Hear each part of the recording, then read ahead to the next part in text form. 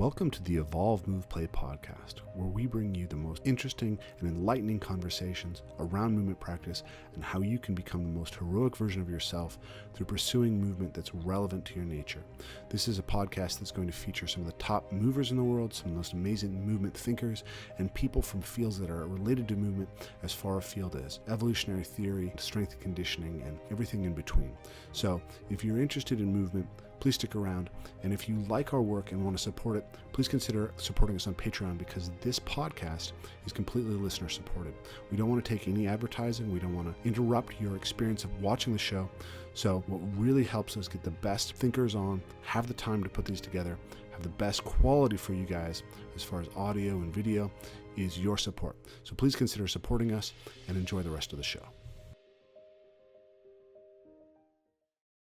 Hey guys, welcome back to the Evolve and Play podcast. This week we have a really special episode for you. We have a conversation with both John Vervaeke and Nick Winkelman.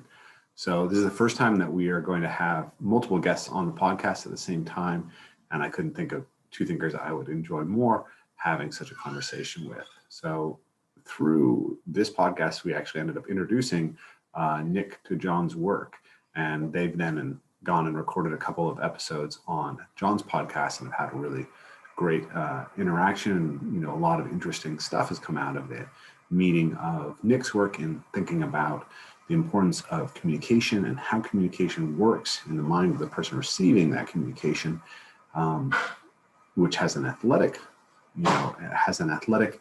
output, but also we can think of this as having much more widespread implications. And this ties really deeply into Vervaeke's work in cognitive science, and then this overarching question of how we deal with meaning. And that's part of what came up in one of their conversations, and where they started to talk a little bit about the role of shamanism. And that overarching conversation, that in particular, sort of started me thinking about my own background of having kind of grown up within a attempt to recreate aspects of local Northwest religious traditions, Native American religious traditions. And I shared a little bit about that with John and Nick, and they were very interested and wanted to have a deeper dialogue. So it actually takes quite a while for us to get to that aspect of the conversation. We get started and it just gets really interesting right away. There's just a ton of amazing intersections between Nick's work and John's work and my own work. And so it was very easy for us to talk and create, I think, a lot of wonderful insights. And so I think you guys are going to get a ton out of it. If you're a big fan of what we're doing on the podcast, this is definitely going to be one of the most insight-laden podcasts. And I look forward to future conversations with John and Nick, as well as bringing on other guests to interact with us. So without further ado, enjoy my conversation with Nick Winkelman and John Vervaeke. So guys, welcome to the Evolve, Move, Play podcast and Voices with Vervaeke. I guess it's going to be a dual episode. Yeah, for sure. Nick and John, it's always a pleasure to connect with you guys. It's been so good getting back in regular conversation with both of you. And I really enjoyed your last conversation together. I thought it was incredibly insight generating, and it makes me really excited. You know, I had this sense that in the sense, I don't know what we want to call it. I'm starting to think of it as the sense making community. Maybe that's the best term for this world. Yeah. And I get so excited about hearing, you know, your conversations with Jordan Hall, or, you know, Daniel Schmachtenberger over on Rebel Wisdom, or Jordan Peterson, whatever he's doing. But I always feel like there's not enough representation of the body, right? It's like, I feel like we need to go deeper into the body. And I think that this format of talking heads on Zoom, in some sense, you know,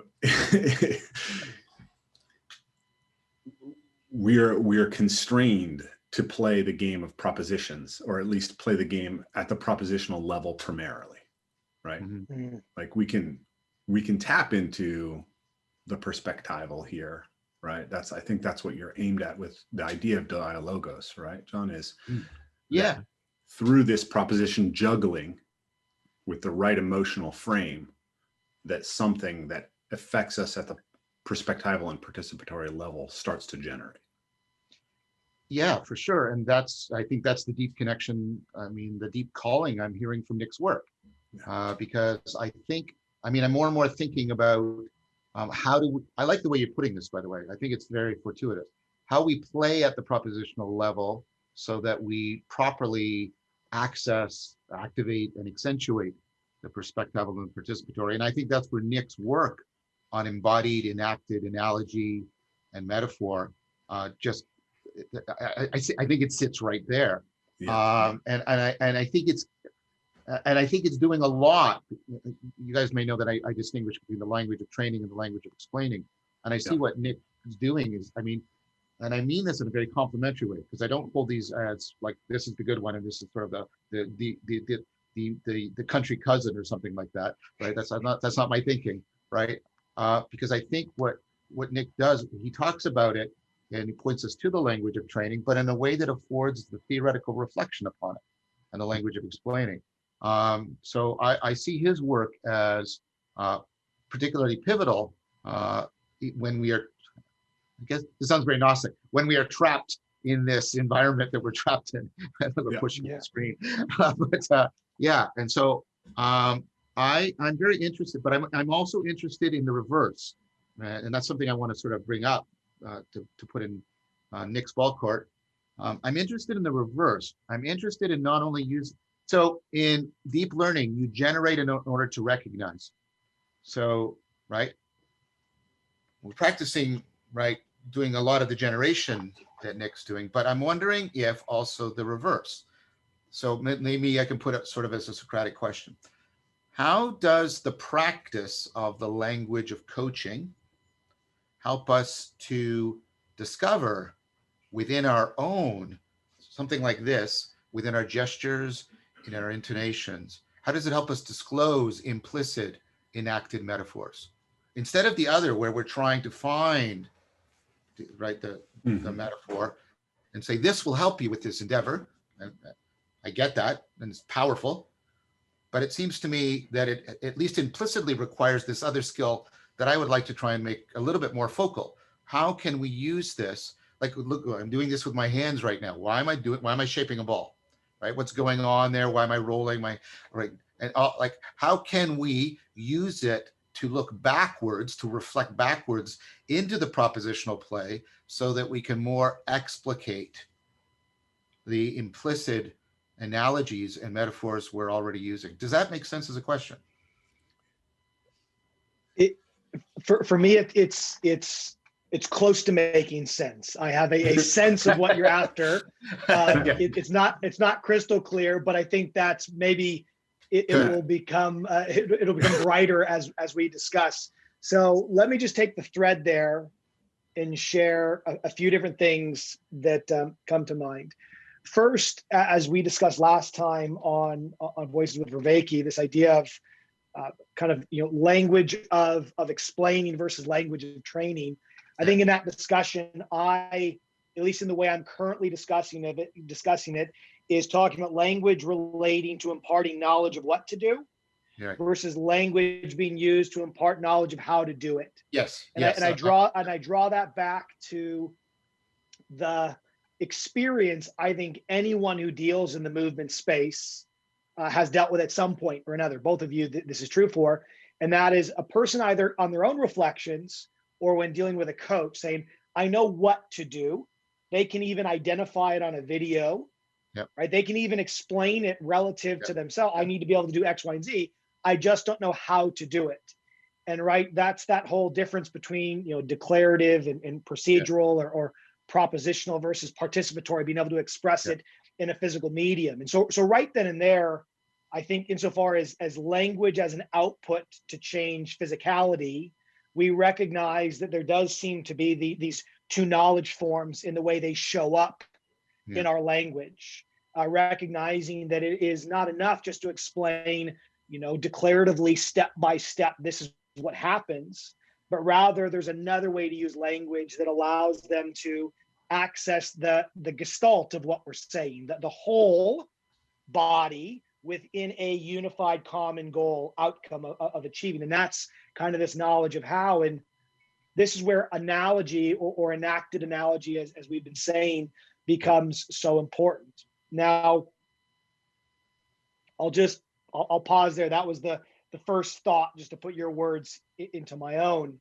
Insofar as the reversing, how does the analogy creation process in a way implicitly inform the analogy creation process? And you and I even last time talked about physical gesture. And I think that was in a way how we got onto shamanism and how people used to literally act out the behavior of the animals that they were trying to track. And that I think we even talked about, children and how this ability to mirror and mold at a young age is almost a way we absorb the physical offerings of the world around us. And that analogy, just like, we move before we can talk about movement, there's almost this physical manifestation of analogy in gesture in our body before it ever gets verbalized. And so what's really interesting, and this is going to sound completely tangential, but I think it relates to what we're talking about, and then I'll pause. Over the last 5 years, I've had the opportunity to do a lot of interviewing for people that want to be strength and conditioning coaches.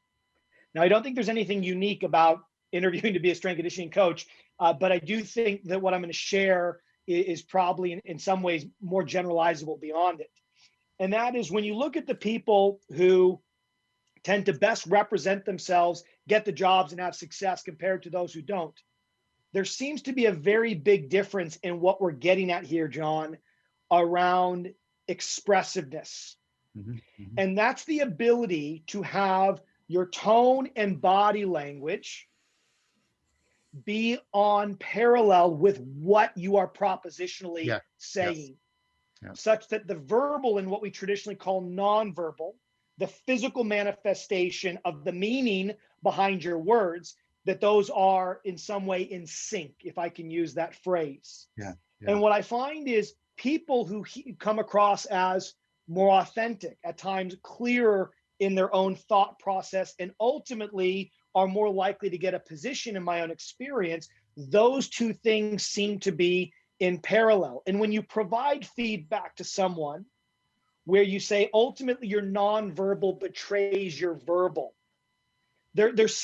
I can't shake it. I'm seeing this in human behavior more and more and more, and that we're seeing people that are very good in this medium, even when it's live face-to-face, propositionally. What they say sounds correct, sounds good, but there's all this other physical medium around that appears to be missing. If I can analogize this to a DJ board, right? It's like they have the low, but then the medium and the highs are turned all the way down.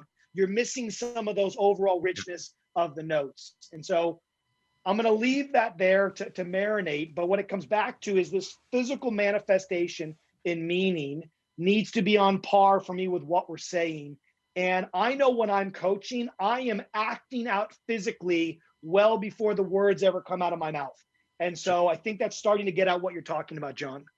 So I'd like to grab this, because there's something I wanted to reflect from what you said, John, and then I want to connect it to the overall arching conversation here. But so what I heard in what you said, John, had to do with this idea that, so we can understand what someone needs to do in order to accomplish a task.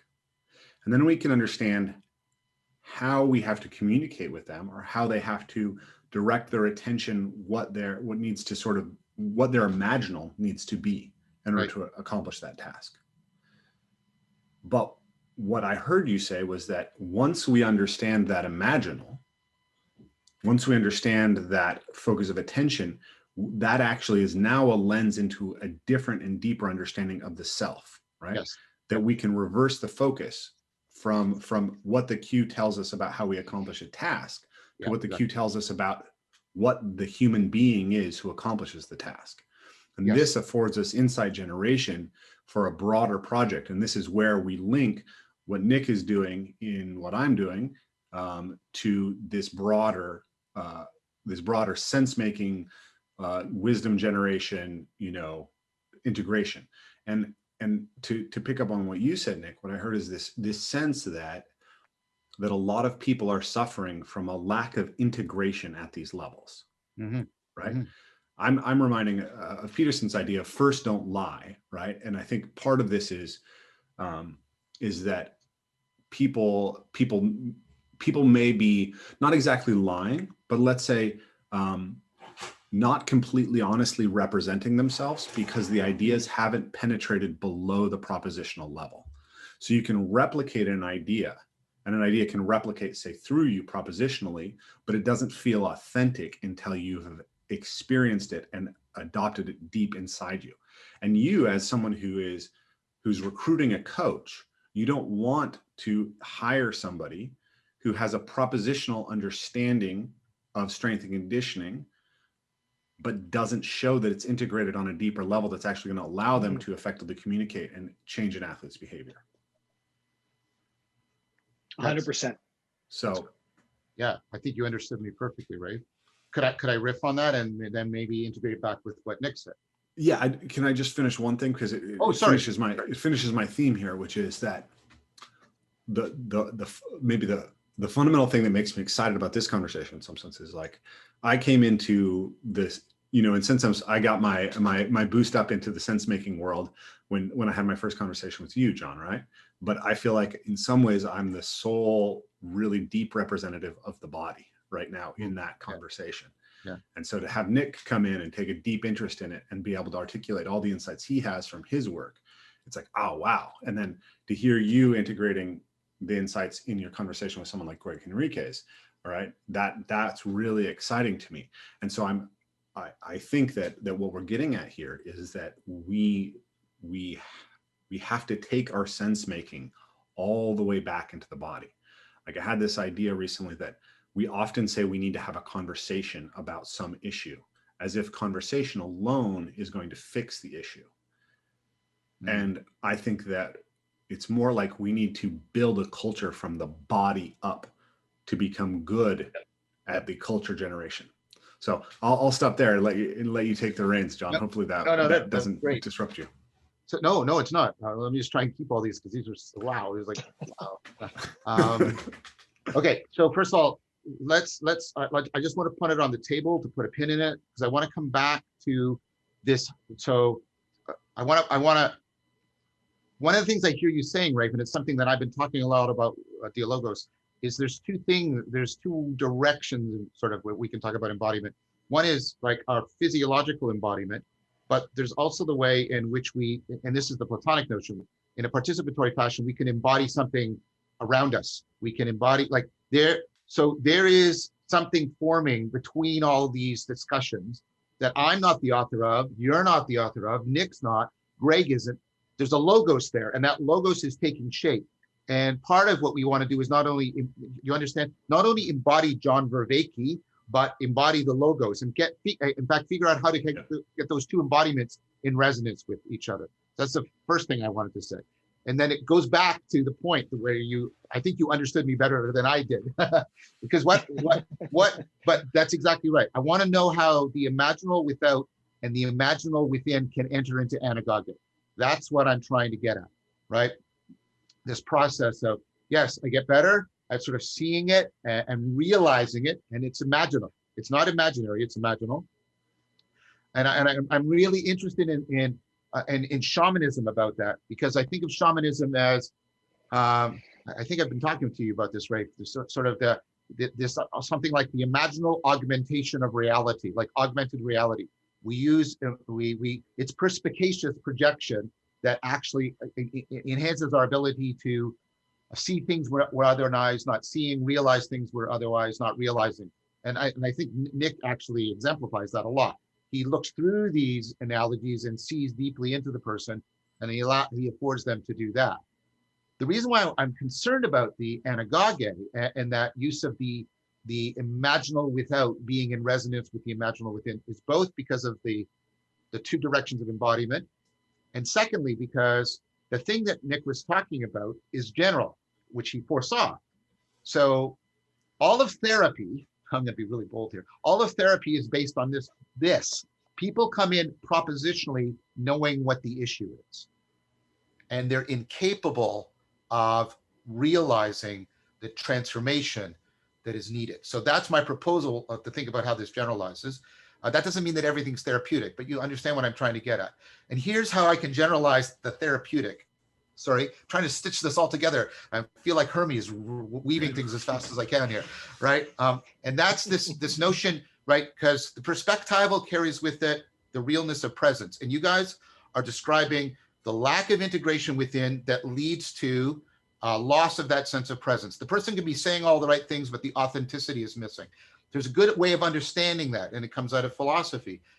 And then let me give you an example, because Rafe, you actually invoked Dawkins and the memes, right, and the replicating ideas.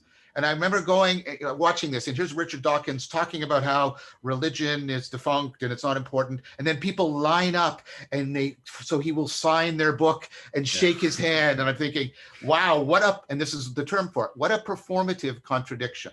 Yes. You're saying, and you're sincere. I'm not accusing him of fraud or lying, but the propositional stuff is not aligned with what he's actually embodying and enacting, and how people are relating to him. And so I think a lot of people are unaware of performative contradiction. And I'll say one more thing about this. This is the research from Golden Meadow. That's her last name, sorry, on gesture.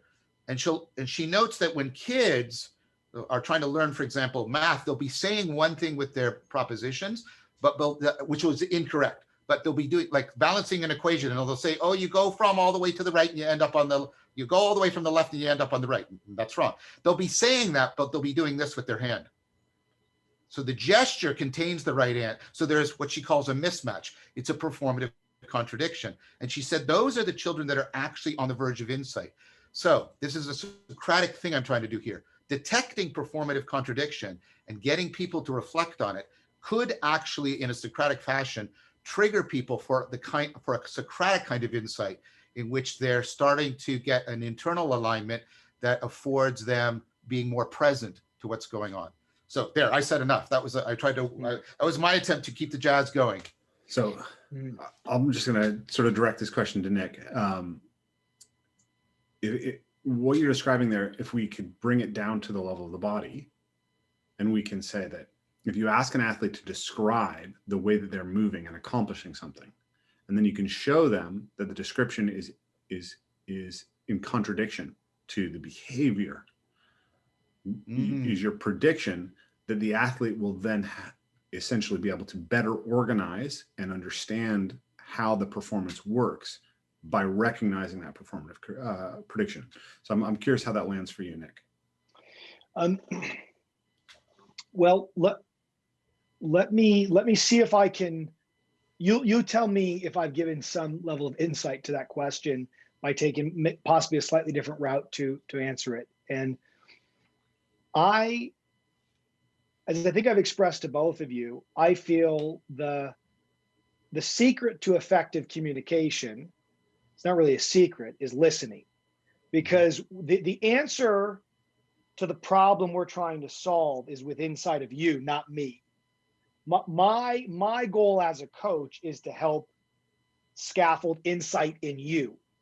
I already know what I want. I have all the different ways to phrase it. I can show you the videos of it, but that doesn't help unless it shows up inside of you. And so as I've moved forward in my coaching, it's been more about the experience, the phenomenological first-person experience of the athlete, which obviously, Rafe, is what you're getting at. When I'm in discussion with them, if they present very propositional, descriptive, step-by-step, this is what we want, yet they're not able to enact that, they're not able to achieve that, how do we bridge, how do we get them to feel and understand that disconnect and make the change?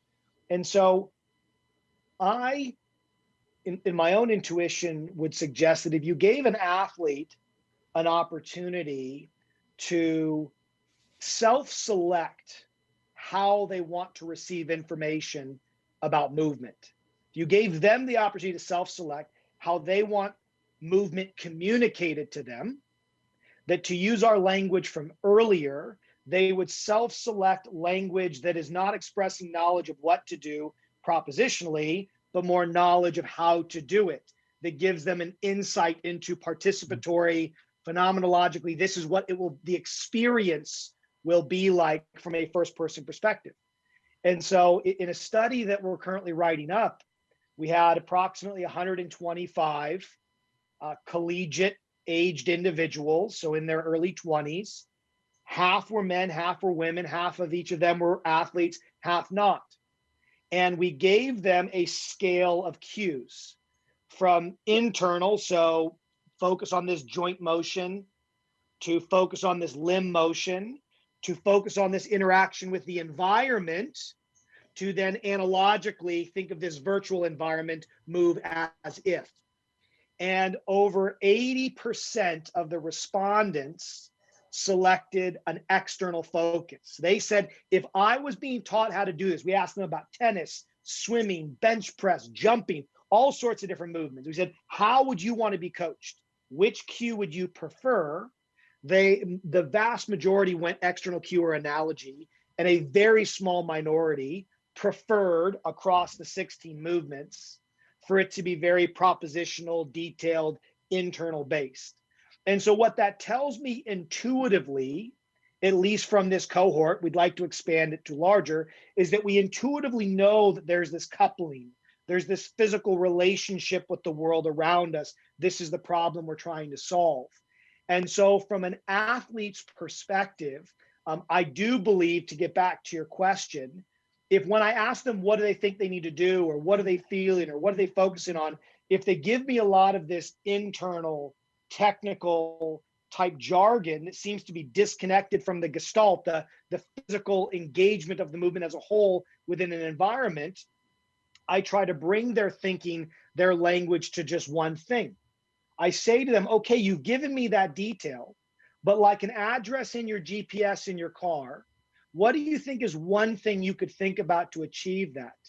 And without fail, I start seeing them internally generate insight around analogy or something external. It's like there's no other thinking tool but to revert back to environment or analogy to put the whole body in the context of the one thing they need to achieve. But what I'm saying prospectively as a coach to the larger coaching community who's interested in language's impact on focus and movement is, if you gave them the opportunity from the outset, that is already built into us. We already want to be thinking in terms of the whole, in terms of the environment, in terms of something analogical, which means it's still environment, but it's a virtual environment that I'm moving as if or in terms of. And so I'll give that back to you just kind of as my thinking, at least at gesture one, based on your question. Well, that brings up, okay, so that's very cool, because that sounds like the Rogerian approach to therapy, right? It's all ultimately Jungian too, that people, the psyche is a self, it's an autopoietic thing. It's trying to heal. I'm using it, but the question that was always sort of harder for Rogers was, well, why do people need to come to therapy then?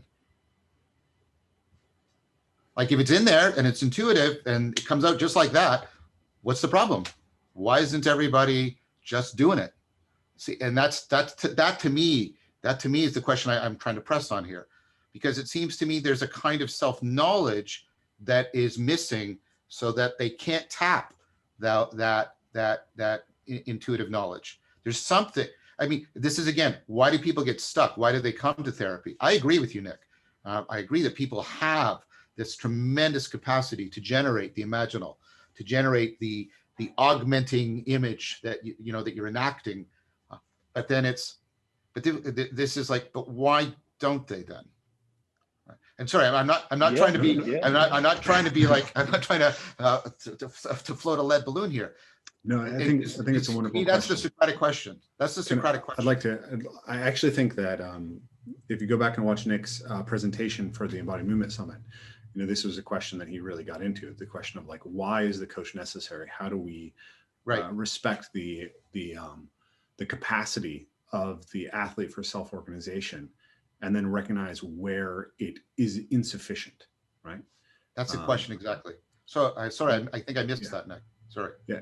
No. I'll send it to you. It's really wonderful, and I think that was in part generated by the conversation that we had around the role of a constraint-led approach versus the effective use of language, right? Yep. So what is that role of that of the coach? So I'm going to just propose something and we can play with it. But well, could I just broaden it? Because to me, that's the original question of why the shaman. Okay, why the shaman? Excellent. Yeah. So what pops, the word that pops into my head is opponent processing, right? Mm-hmm. Right. That the coach or the therapist essentially becomes a way to create an opponent processing system. And in some sense, it's actually a way to create an extended neural network to work on a problem. Mm-hmm. Right. Mm-hmm. So the part of what a coach does is provide essentially an environment in which a problem can be presented and then viewed from more multiple lenses. Right. Our therapist, you're not acting so much as, you're not exactly a wrench. You're more like another set of hands. Does that make sense? Does that analogy work for you guys? Let me make sure. It sounds to me like what you're saying is what the therapist does. I mean, I'll use some therapeutic language, is it helps the individual externalize the problem so that it can be seen from other than, so the problem is no longer completely transparent. The problem framing is no longer completely transparent. Am I understanding you correctly? Yeah, I think that's how I'm hearing it. Yeah. Okay. Can I take that as a thought? The question then, as I hear it, is how do we get them to step out, see it from the bird's eye, see it from our perspective, see it from a third party perspective? The challenge is putting an embodied solution back in them. And that's what I see as being the challenge, and oftentimes the missing link when we are coaching people to use their body as a physical medium. And that, like a therapist, we can work with them through various means, verbally, non-verbally, visually, to show the problem. Hey, this isn't there, or that should be, or even in discussion with them openly, what do you see? The challenge still goes back to, well, how do I do that? And even today, I was coaching somebody, and I gave her an analogy, the hill analogy, John, that you and I've talked about for running. And I said, well, what does that mean to you?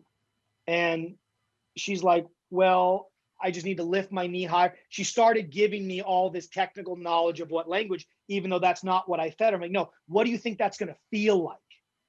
And she, I need to give more energy. I need to drive harder. And she started using more what I would call kind of Gestalt-esque language that didn't pin down any one aspect of the body, but gave a sense of how the whole body should come into harmony. What's the note the whole body should be playing? And so for me, analogy plays such a central role in my ability to call upon other physical experiences from the first person that you can download and act as if.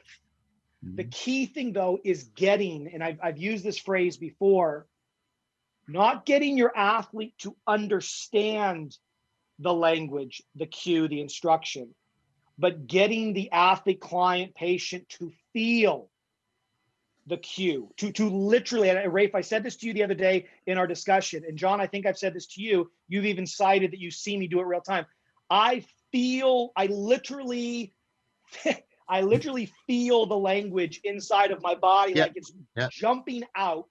And only then do I try to precisely put it into words to transfer it back into the other person's body. And that's where analogy, because analogy deals with past familiar experiences to help you take an element of that to better understand this new unfamiliar experience. It's meant to be transferring a physical meaning to the body. We just use language as the way to deliver it. But language should quickly dissolve if it's a good analogy, and it should give the person a felt sense. And I'll pause there. That's what I believe is important, and that's what's so challenging for many athletes. I'm finding their ability to feel our language, I don't know, over the last couple of years doesn't seem to be as strongly inside of them. I don't know why. Before Rafe talks, because I want Rafe to respond. I just wanted to say, Nick turned into a shaman there for a few minutes. Did you see it? Where he was like, he was living the language. So I just wanted to say that. Yeah. I have a very strong claim that feels like it wants to come forth from me, which is that within motor learning and maybe within therapy, we actually maybe start to find the solution to the balance between phenomenology and science. Mm-hmm. Mm-hmm. Right? Because when we think about these things and these questions, there's so many paths that it can take through sort of just a neural space, right? It doesn't have enough grounding. We need a clearer feedback loop. But what we can see when we get down to the level of physical performance is that we need science in order to understand things about movement, but that we cannot communicate via science to achieve change in the athlete. Mm-hmm. So we have to understand the phenomenology of how the movement is experienced.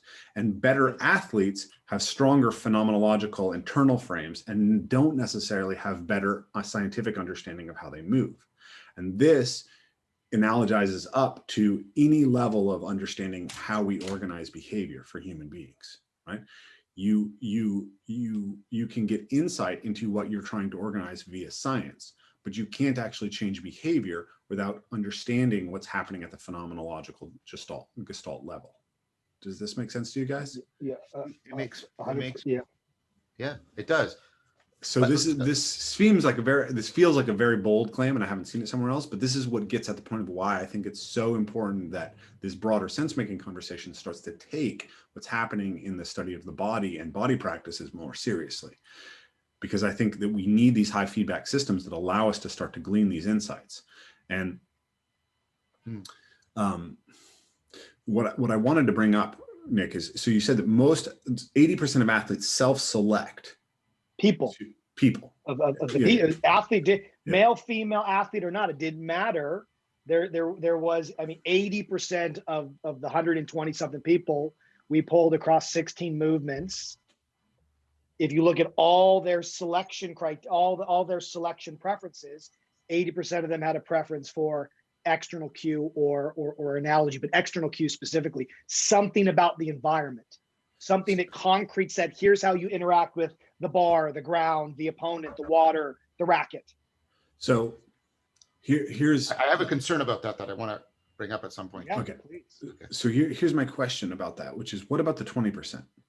Because as a coach, I have a sense that, personally, as an athlete, I have the sense that I was always seeking propositional information excessively to try to control movement. And that this was a huge barrier for me in actually becoming the athlete that I could become. And that I consistently run into those people. They're a minority, but they exist. And they speak to something about this, elevation of the propositional above everything else, right? Mm-hmm. Because the sense is, if I just have a better scientific model of this in my skill, and I just apply my big ass brain to like trying to think harder than somebody else about it, that I'll control the skill better. And meanwhile, somebody else just plays with it and they can do it. Yeah. Right. Yeah. So I left out a pretty important piece of the study. And that is that we, the hypothesis going into it, and I've been chewing on this for years now, is that those who graded higher on a motor imagery scale would be more likely to self-select into external cues or notably analogies. Now, we used a imagery scale of which motor imagery was only one of the subscales. Now, there are very specific larger scales that just look at motor imagery. And for those listening, that's literally how good you are at imagining things in your mind. But then motor imagery is how good you are imagining from the first person perspective, actually performing a movement as you would if in real life. And so there are validated scales to see how, through self-report, how good you are at that. And so when we looked at the just visualization imagery in general, there was no relationship to preferences. Exactly. That's what I would have predicted. That's what I would have predicted. Yep. However, when we looked at the motor imagery subscale, those that scored higher on that were systematically more likely to prefer an analogy, which was my initial hunch. Now, I want to put an asterisk on that. I think we need more data, and I think we need to revisit that study design again with a more motor imagery centric initial inventory. However, it lends itself partly now to your comment, to your question, Rafe, and that is we're trying to get a sense of if people intuitively, if given the option, have the ability to visualize things well, you'd assume that they're likely to absorb language that references a physical environment or a virtual environment in the form of analogy, is their affinity will be there. If you have very low motor imagery ability, and there's extreme cases where people can't do it at all, then they're going to depend more semantically, it would appear to me, propositionally, just on give me the details step by step. Now, we have to pause for a second, because in what we're talking about here, you literally could have someone who lacks motor imagery ability. And so if you don't give them actually something to see or detail out with their language, they literally will struggle to extract the visual from your analogy. And so in that real case, there might be a minority of people, it would seem, where your internal language or use of video or demonstration is going to take a larger role. And so let's just recognize that might be true. If we dissolve that use case, and now we reference what you're talking about, Rafe, I meet a lot of athletes who want the propositional knowledge. So I see this a lot in baseball, very technical sports. They want all the detail. They think that they can think their way into better performance. I meet these individuals all the time, and I meet the coaches of these individuals all the time. Rarely do I find that they're suffering from a lack of imagination and ability to visualize. There seems to be something in their own makeup or in the coaching circles they've been exposed to, kind of like WebMD. They WebMD their technique to death. And then that's what they bring to the table with so much propositional baggage, they cannot participate. They have no attentional reserve to step back into this real environment they're working with. And when coaches come to me saying, how do you get them to stop giving all this detail? I let them give the detail, but then I put the challenge to them. Do you think you can fundamentally think about all those things while you're trying to hit a fastball? And they quickly will say no. I said, okay.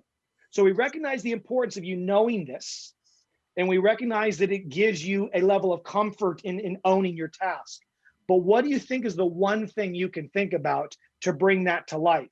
And I find through that Socratic process of questioning, we inevitably can get to either a very punchy external cue or some kind of visualization that usually takes form of an analogy that gives them great comfort. And that they know behind that is all the detail, but it can crescendo in this one idea that allows them to bring it to life.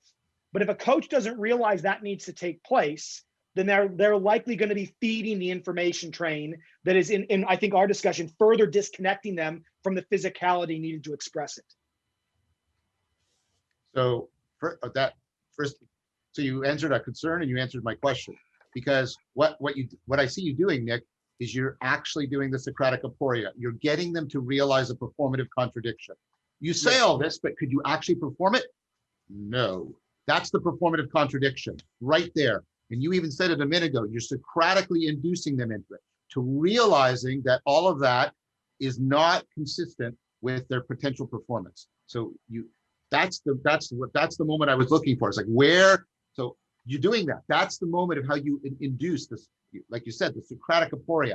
Notice how all of this is a performative contradiction. It's theoretically consistent, but that's not the only inconsistency. What you're saying is that is inconsistent with your performance, and you know this, and that opens them up. The second thing is you addressed the concern I had in the way you explained the data, because I was worried that visualization equivocates between the imaginary and the imaginal. And what your data is suggesting to me is it cleanly is deciding between them. It's saying the imaginary is shit. It doesn't help you at all. But the imaginal works. And I would strongly recommend that you put both of those and you use in direct comparison. Just get people to visualize in their head, right? And then get them, how would you, almost pretending, because that's the difference between the imaginary. The imaginary is you're looking, the imaginal is you're pretending, or you're proto-pretending, or you're pretending in your mind, right? And put those into contrast, because I strongly predict the first, it'll replicate your previous data, won't do much, but the second will be predictive. Then the thing that would be interesting is also to see if that further predicts. Sorry, I'm turning into a scientist here. No, this is I love it. Hey, you want to be on the next study? Yes, I do. Yes. So I'm serious. I do. I know. So right. So right. I made science happen. Yes, you did. And then if you could do a study longitudinally, like before and after, is that imaginal ability that's predictive of the selection? Is it also predictive of increased learning speed or learning quality? That would, and if that all lines up, it'd be like, wow, powerful empirical evidence there for what we're talking about here. 100%. There's a zoom out that I think needs to happen here, right? We're toggling between how we can operate the cognitive system or the mental system in order to achieve performance enhancement in a physical sense, right? But we're recognizing that we're generating insights that actually scale up. Yes. Right. Yes. And so I think we've dug deep into, okay, here's how it's operating at the level where we can really concretize it in a physical task. So years ago, I had this sense that I had this recognition that the best athletes were frequently the worst coaches when you started them coaching, because expert fallacy. It's got a name. Expert fallacy. Okay, yeah. So what I saw was that. So my co-founder at Parkour Vision is the first like parkour teaching program that I really built. His name was Tyson. He was an extraordinarily talented athlete. He was one of the most talented athletes in that kind of generation of athletes. And I would watch him coach. And so people would sort of like ask, how do you do this skill? And he would say, you do it. I've heard it before. Yep. Right. He would just look at them in a kind of confused way and sort of, he would physically demonstrate, he would gesture, right? But like there was the thing was one thing in his mind. It was not multiple things, right? Yes. And then I would come in and I had the ability to atomize the skill, right? Well, first you do this, then you do this, then you do this, sequential, right? And that was helpful, right? Athletes learned better there. And then later I learned to get them to be able to get the same thing without atomizing it. But it helped me to understand that it needed to be what the atomization of it was. But then I had this sense at some point that I'm trying to remember how this played out, but there was this interesting thing, which was that parkour skills were hard for me initially. And so parkour and gymnastics were hard, and I had a very atomized sense of them. Martial arts and tree climbing were easy for me because I started them when I was a child. I started martial arts when I was 6 years old. So understanding where an error is arising in someone's organization of a punch is far less intuitive for me because the pattern is so deep inside me that it's incomprehensible to me that people don't get it, right? It just doesn't, I just struggled there, right? And it was the same thing with tree climbing. There were all these things that were implicit. And so I had this recognition that there was this whole aspect of myself that was not consciously apprehendable, that was generating the control of these things. And then as a coach, I had to have the ability to pull it up into the explicit, right? I had to become conscious of what was unconscious for me. And then what I realized was that what I was trying to achieve in myself and then in the athletes I was working with was the ability to then get that all to absorb and go into the subconscious again, right? And the way that this zooms out, I think, is that, we have this question of what is consciousness and why are we consciousness? Well, I think it's precisely to solve these types of problems. But we have collapsed our sense of self to what is represented in the consciousness in some sense.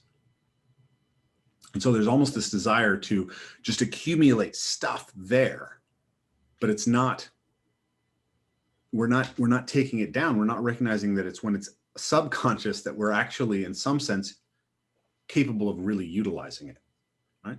So I can accumulate rules about how to be a better husband, right? But if I don't have practices and I don't have means to embody them, right, then they're not that useful to me, or more importantly, to my spouse. So what I think we're looking at here is creating that dialectic between these two things. How do we get better at pulling them up, breaking them into the pieces so that we can understand them? That's essentially science. And then saying those pieces don't help you until you have a process that rehomes them. But also vice versa, right? You can't really self-correct them very much if you're too. Yes. So, I mean, I have a, go ahead. I talk about explication and exemplification. Like, so when I'm talking about trying to get what's going on in dialectic into dialogos, right? You're constantly doing the move between theory and theory. You're constantly doing this thing where you're trying to zoom out in explication, but and it's like you said, Rafe, it's like component processing, and this is the Neoplatonic thing. You zoom out in explication, but you feel the pull, and you sense it, you love it. You also pull back into the exemplification, and then you feel the pull out to explication, and then you feel this is what you're trying to. This is that vertical dimension of dialectic into dialogos that Chris and I are always talking about. So the horizontal is between you and the other person, right? And you're trying to do the in and out, and we've been talking about the horizontal a lot in our discussion. But what you just brought out was the Neoplatonic, right? The vertical, which is explication, exemplification, and constantly keeping them opponent processing. They're not adversaries. They're pulling you in opposite direction, but for the benefit of each other. Each corrects the other, right? Because the problem with exemplification is exactly the expert's fallacy. And the here, and let me give you one quick example, and this comes up in the martial arts, but it generalizes. So you get, and Sternberg did this, you get experts who can play bridge, okay? You get them to play novices. What happens? They crush the novices, of course. What would you expect? Then you say to everybody, we're going to slightly change the rules. And we got a new game called Smidge, in which all the rules are slightly changed in this way. Now what happens? The novices crush the experts, right? You can get so exemplified, you can't pull out and restructure if there's novelty, which is, you're right. That's exactly the point of consciousness. That's what I've argued in Untangling the World Knot. It pulls us out, but not for its own sake. It pulls. You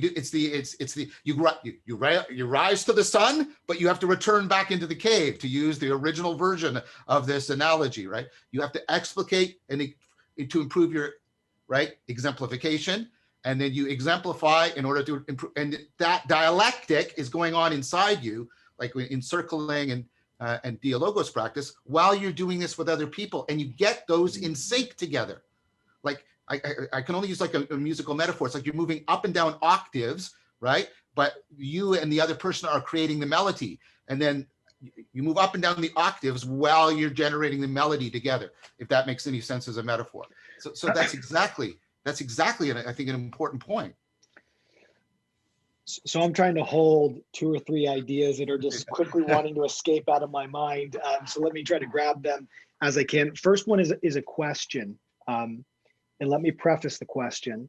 You know, John, you and I talked about in our last 1 or 2 calls around my emerging exposure to George Lakoff.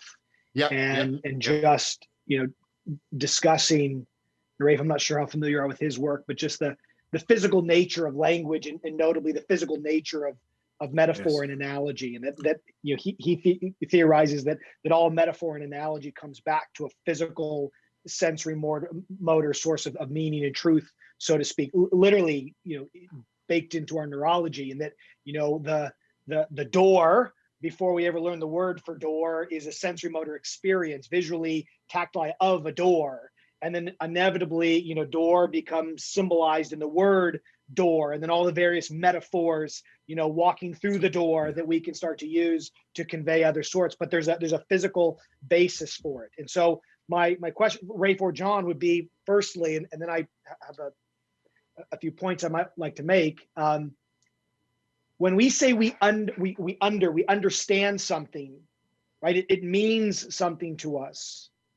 to use the two levels, John, that you're talking about, the explication, the exemplification, to truly understand something and thus for it to have meaning to us, does it need to live at both levels? You know, does all meaning in some form or fashion that we understand have to live in the body, literally in a physical sensory motor form? And thus it can't just be at the propositional level. Does the propositional need to give rise to some participatory sense of the meaning in the physical form, almost in the way we talk about gesture? Does it need to live in both for us to say, I understand that, I get that at a truly authentic level? I think if it's relevant to behavior, it has to be embodied. So if I collect knowledge about the frogs of the Amazon, I can just have a bunch of fun propositions bouncing around in my head because they don't have a behavioral output. Nice right? pun. Nice pun, by the way.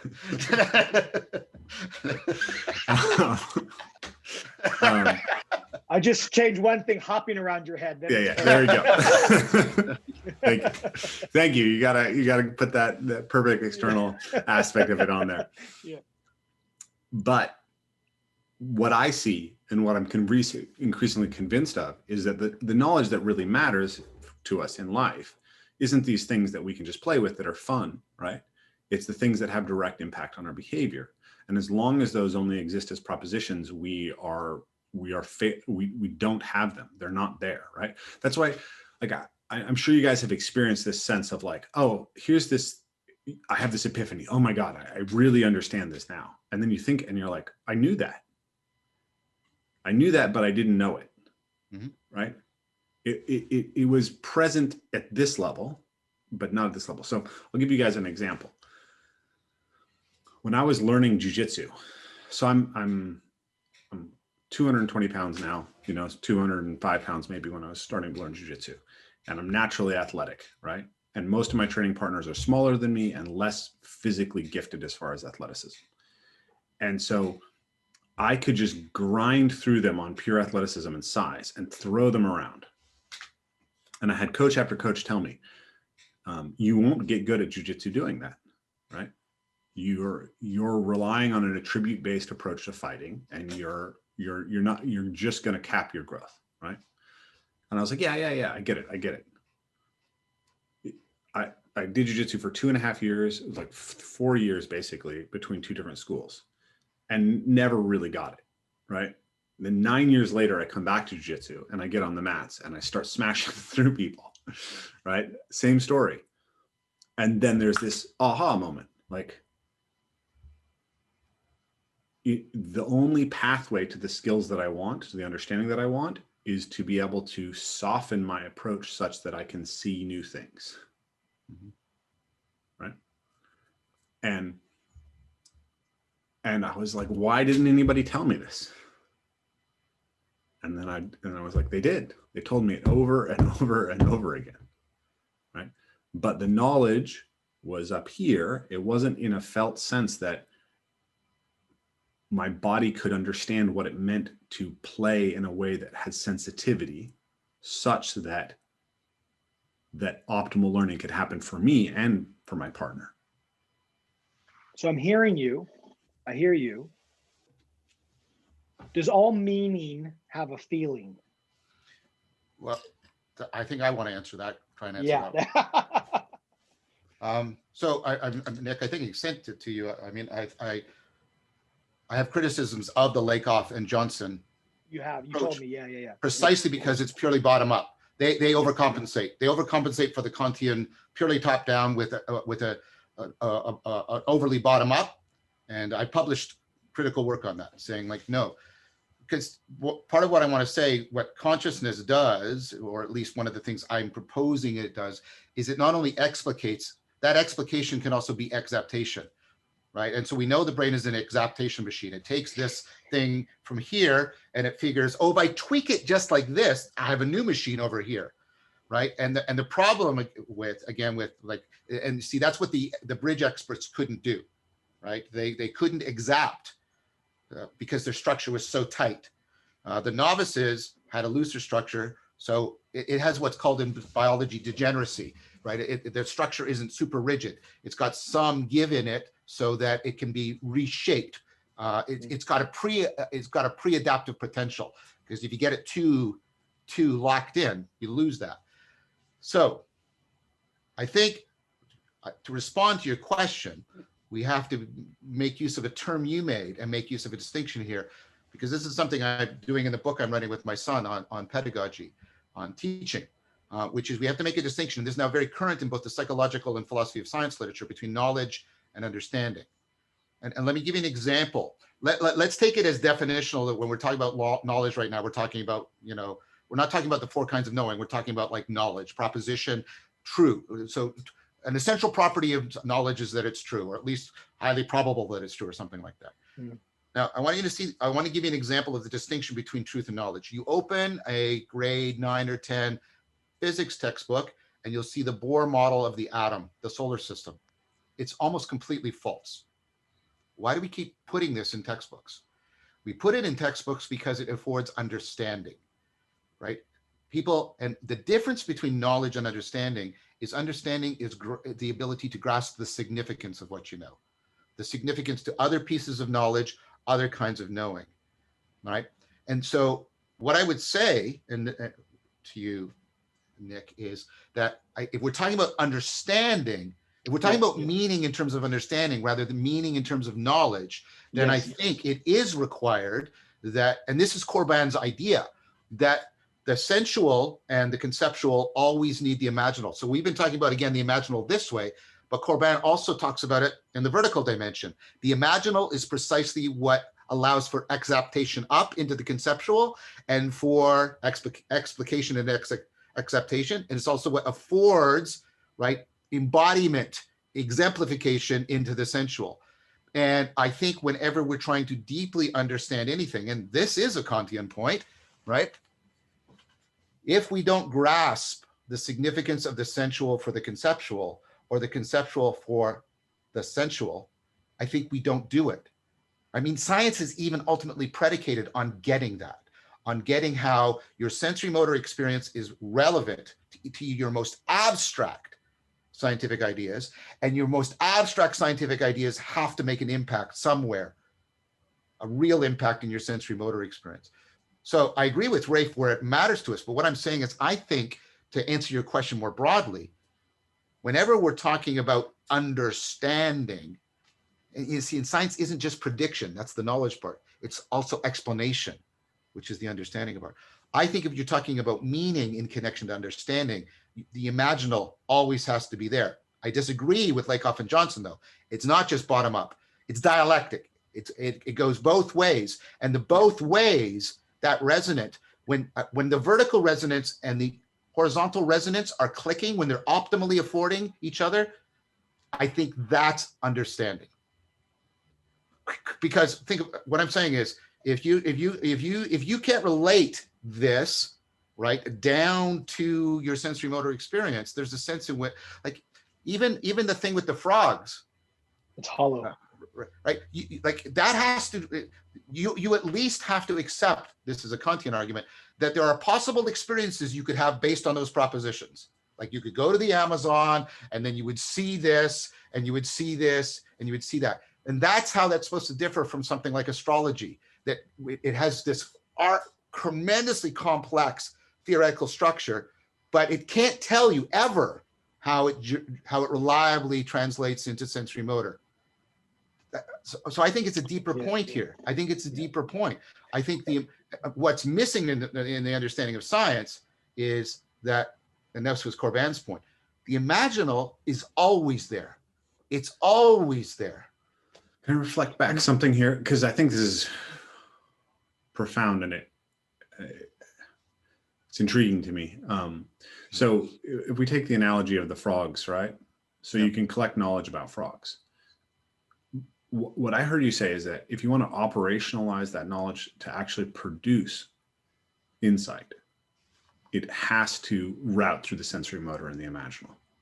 Well, can I interject to one thing? I would change and I say, if I wanted to say, I really want to understand frogs. Okay. I really want to get frogs. Yes. Yeah. So I'm struck here. I'm struggling to get at this thing that's going in my head here, because there's this sense that, I mean, part of, you know, the problem of rationality or science and, you know, kind of, you know, logical positivism is this idea that we can extract ourselves from ourselves completely, right? Well, we can and we can't. I mean, this is the critique of Merleau-Ponty. We can, but you know, but ultimately we can't. That's the whole critique. That what I could say is you could sort of, I don't want to sound too Freudian here, but at sort of a conscious level you can do that, but you can't do it. You're engaged, language I just used earlier. You're engaged in a kind of performative contradiction, inevitably a performative contradiction if you think you can live or just be in that space. Yes. So if we accept this critique that there is no view from nowhere, right? Mm-hmm. Then one derivation from that ends up at basically postmodernism, because now we're stuck in subjectivity, right? Yeah, that's a mistake. That's a mistake, but you can see where that trends. So there has to be there has to be a higher level of understanding, a consilience here that brings us back, because we know that science works, right? We're talking to each other because of the ability to adopt to some degree this view from nowhere, which allows us to objectivize things and not have the subjective interfere with everything, and then we can build a transitor, you know, the transistor chip and everything else that allows this conversation, right? Because when we had the subjective bleed into everything, it made it difficult for us to ground truth claims. And that's where that's where alchemy doesn't work and chemistry does. Yes. But what I'm hearing is that while that view from nowhere is a lens that we need, in fact, in order to actualize it effectively, a scientist has to be able to integrate it with the phenomenological experience of themselves as an operant, you know, as an agent in the environment, right? Does that make sense? It's like you're saying that the understanding that actually allows you to progress in science comes from the ability to play in that view, but then to bring it down. Of course. Yeah, I think, sorry, that's not a trivial. Yeah. It's like, yeah, because so you have a feel. There's a feel that is associated with actually doing good science. And we know that it is true that there's these hunches that scientists get, right? And they're not from a purely rational standpoint. But it seems to me like, at least in the way that I've seen people dialogue about this, there hasn't been a clean way to describe how these two things interact, that felt sense level and that objective lens level. And I think this is right at the heart of what you do and why it's so important. But yeah, I don't want to take sole credit. I mean, I think all of the 4E cognitive science people are trying to do exactly what you're talking about. And what I don't hear enough of is, because these people also are deeply enmeshed in the Heideggerian phenomenological tradition from which most of postmodernism arose. Yeah. And they have a different response. And it's to do what you just did. It's to say, well, yeah, there is no view from above, but that doesn't mean there aren't higher views, right? So you didn't give me an argument showing me that because there was no ultimate objectivity, there's no difference between viewpoints. I didn't see that argument. Where is that argument? And notice that you're engaging in a performative contradiction, because what the postmodernists, like your Derrida, you say, well, it's all based on difference. And so what you're doing is claiming there's a general theory that explains meaning generation while denying that there's an objective view. And it's a performative contradiction. And then he does these weird sort of things. And it's like to say, well, no. What I can say is that theory is a higher theory than our everyday understanding of how language works. Kudos to you, Derrida, and we should pay attention to it. But do I think it's going to be the absolute final theoretical word? No, I don't. Right? It's going to evolve. So if I can go ahead. One more couple seconds, Nick. The response to the postmodernists is to say, like, whoever, I mean, the point of Nagel was to show ultimately, right, that the view from, if you turn the view from above into the view from nowhere, you hit existential absurdity. And absurdity that's why he wrote the essay, The Absurd. Absurdity undermines your agency. And then everything you're doing from there is a performative contradiction.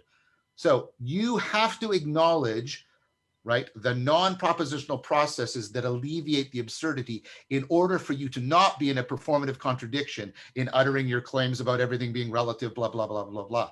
And then the 4E cognitive scientist comes in and says, aha, it's those non-propositional things that you're doing that alleviate absurdity, this stuff we're talking about here, a forward understanding that I'm saying you are committed to as well. That's exactly the argument I would make. Just to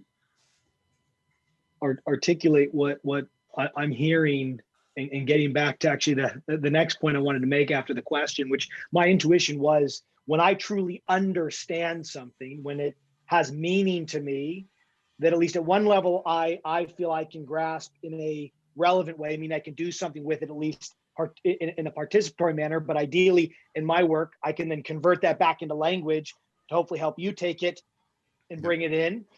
That really brings us back to how we started the conversation, and maybe this segues into the shamanism again, and that's on analogy. And so you have the athlete, again, to make it very pragmatic, who's giving us all of this propositional knowledge about their technique, about the movement, yet they still can't do it.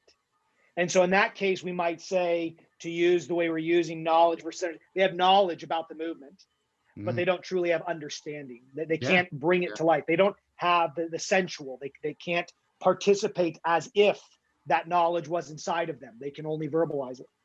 And so I believe analogy creates that bridge. An analogy by its very nature, I think, requires that felt sense. It calls upon an experience. So if we use the one that I use all the time of, someone sprinting and they're staying flat and hunched, and I say, sprint out as if you were sprinting up a hill to get their body to naturally rise, which I might even analogize to a jet taking off.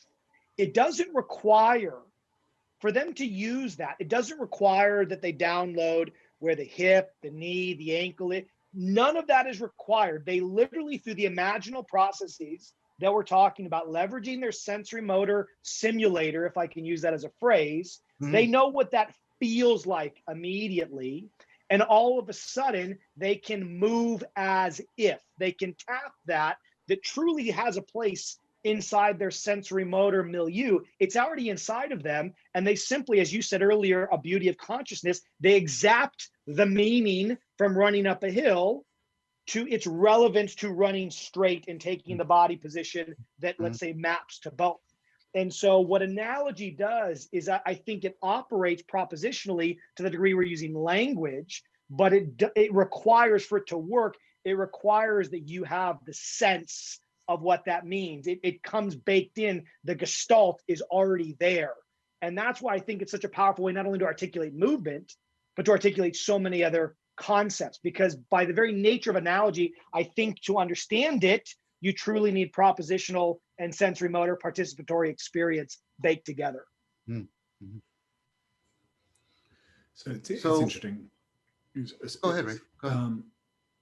Nick, you mentioned shamanism in there, and there was some point at that where, as John was speaking before, where I had the sense that this is the point where it enters the conversation.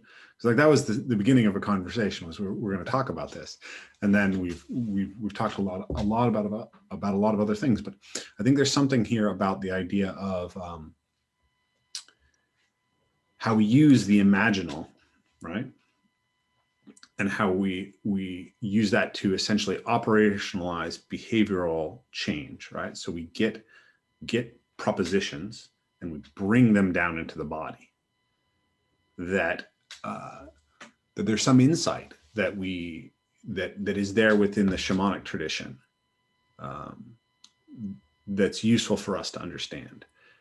It started to feel like it was coming in, and I'm curious to, John, for you to explain your perspective on that, and then we can go from there. Well, that's great, because so shaman means to know, but also to see. So it really straddles that.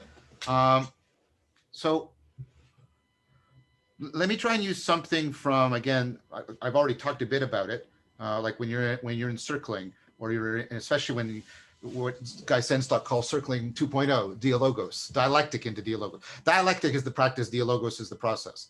And I like to keep those separate because people say, I do dialogos. No, you do dialectic. And if you're lucky, dialogos take shape. And because it has to take, it's not dialogos if it isn't a logos that's taken on a life of its own. That's kind of something that I want to say. And that's precisely goes towards the point, because what I find interesting is when people are in these practices, they start to use, Nick's point and your point will come together.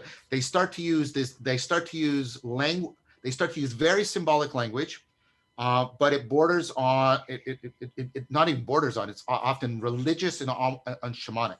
People will talk about the we space, and they'll talk about the logos that is taking life, and like they talk, our spirits here, but they don't mean a seance. Although one person once said, dialectic is like a secular seance in which you're summoning the logos.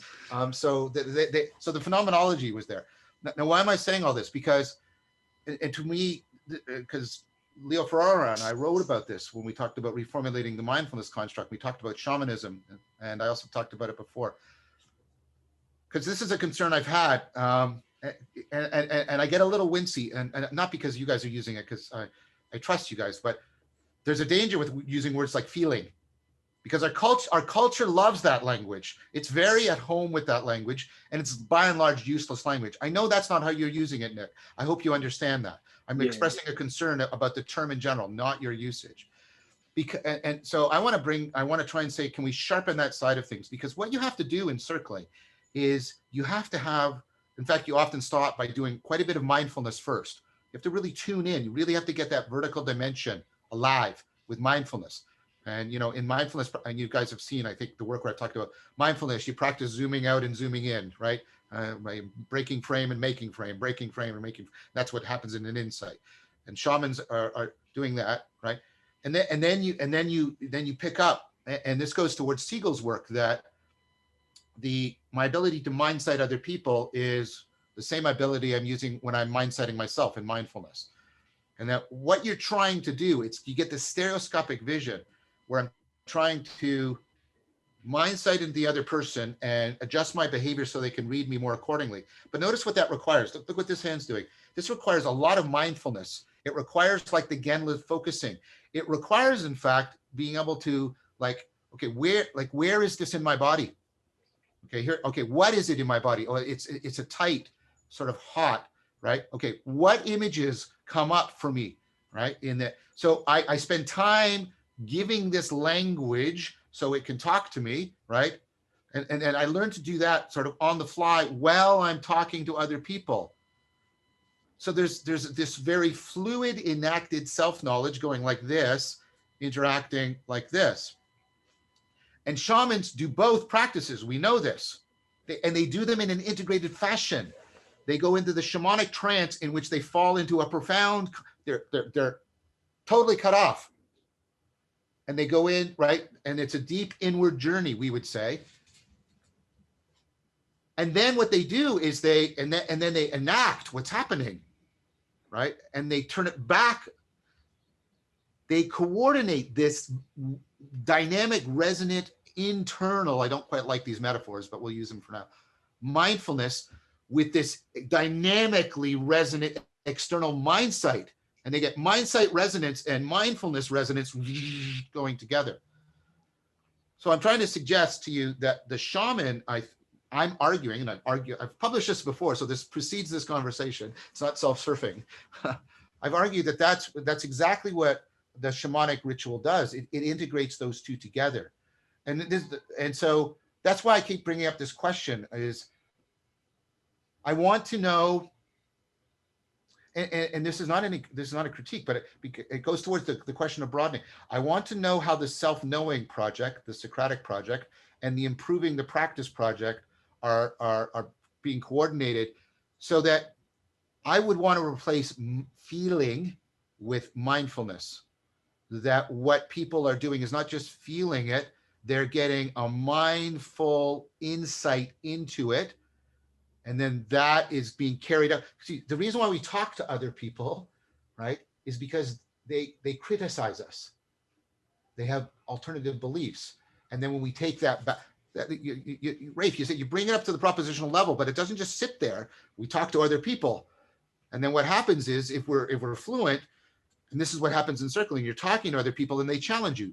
Not theoretically, they're challenging you, like to say more or open it up or be more authentic. And then you internalize that back in, and then you externalize it and you internalize it. And you're doing this and this at the same time.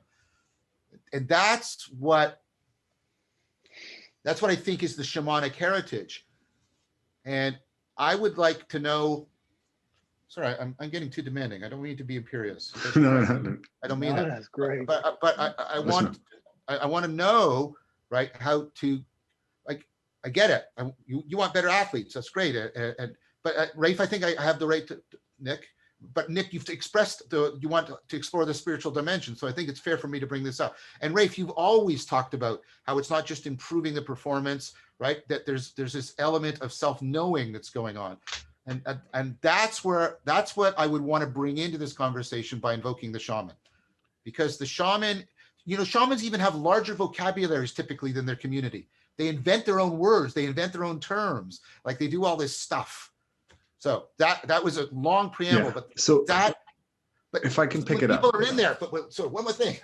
When people are in that, like when they get into that state, that internal flow and then flow within distributed cognition, they start speaking spiritually, religiously, right? The metaphors and the poetry and the poesis become inseparably bound together. And that to me is very shamanic. So I think, Nick, I want you to go next, because I think when I go next, it's going to probably take a long time. So go ahead. No, I have one, I just have a very, very short observation, but it echoes. And maybe I need to call myself, a shaman in training. I don't know. But when I'm out coaching, like people, when they watch me coach and they meet me, and it almost feels, it's like I just come to life when I'm coaching. I could probably coach without even talking. It's just, and so what I inevitably expect of my players is that they quite literally become what they are learning. Like they don't just learn it, but they become it. And I know like that's obvious in a physical medium.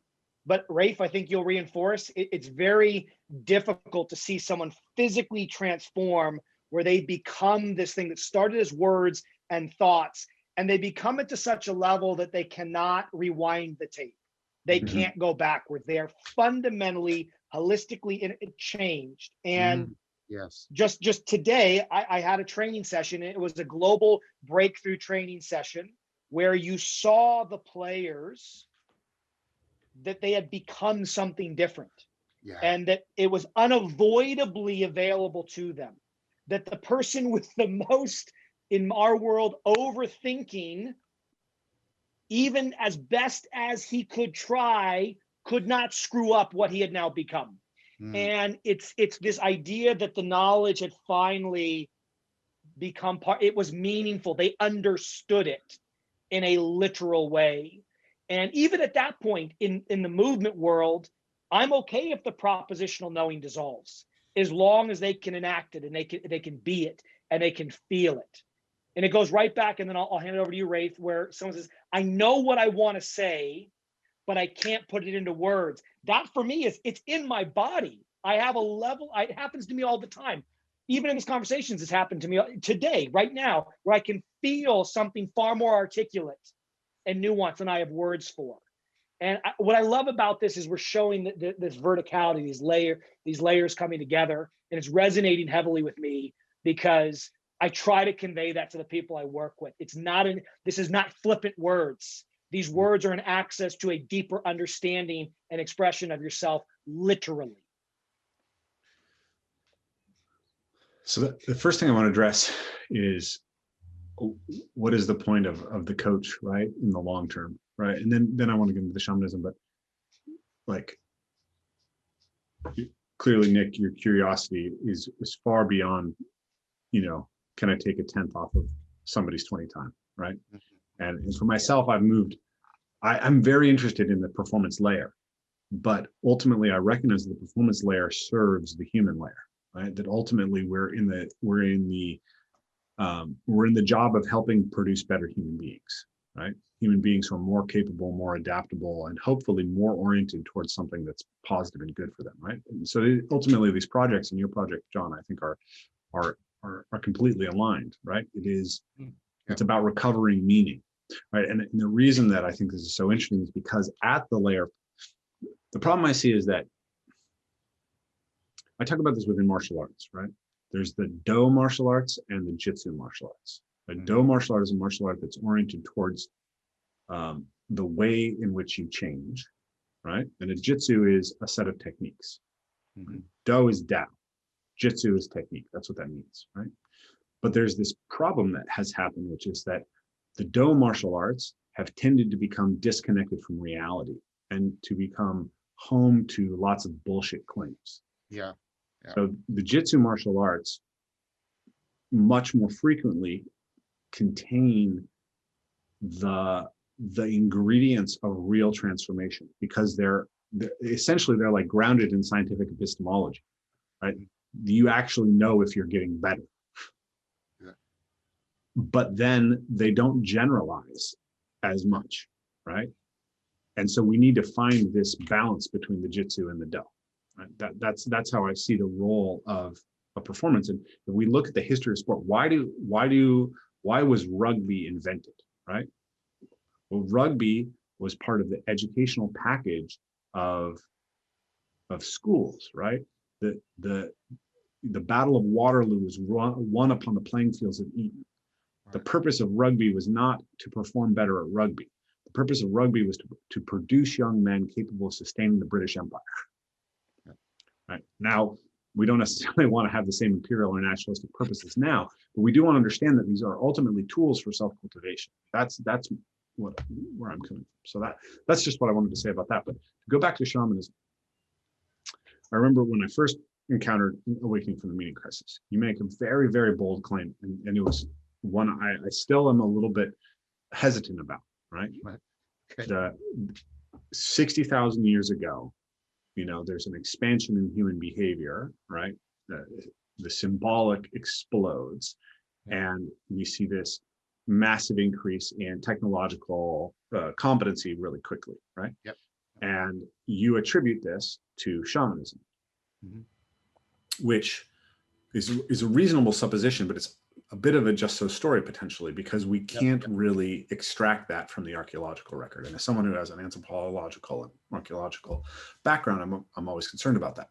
And the other aspect is, what is shamanism, right? Because one of the things that bothers me as a student of anthropology is this tendency to lump indigenous peoples into a single category, right? You'll hear someone tell you, oh, this is an old Native American story or a Native American practice. I'm like, what do you mean Native American? Like, you're talking about thousands of different nations with different traditions.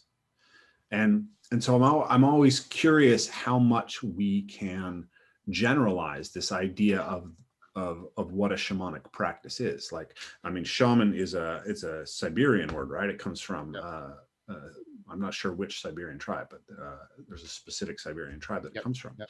And then anthropologists have noticed that there is a similar kind of role that's played in many indigenous cultures. Yes. But to what degree are we confident that role is playing the same function across all these cultures, and that it is generating this thing? And so that was my first critique of that. But the other thing that I have going on, and I think I'll kind of finish this story and then let you respond if you don't mind, John. Is I was raised in the counterculture, and I know a lot of white shamans, right? I know a lot of people who are taking on these practices, and a lot of it reminds me of the things that I don't appreciate about the Do martial arts. It's a lot of sound and fury signifying nothing, as far as that. And so I told you guys in that email, when I was 8 years old, I had a mentor who came into my life. I was ADHD and dyslexic, and I was taken out of school. and I had a neighbor who had started babysitting me a lot, and he volunteered to help my mom with homeschooling me. And eventually he ended up homeschooling me almost completely. He was a spiritual seeker, right? He had spent time in the yogic tradition. He came out to the West Coast he walked across the entire country from Virginia to Washington State with his partner and their dogs. And he found a religious group called the Red Cedar Circle. And the Red Cedar Circle was formed around Johnny Moses. Johnny Moses was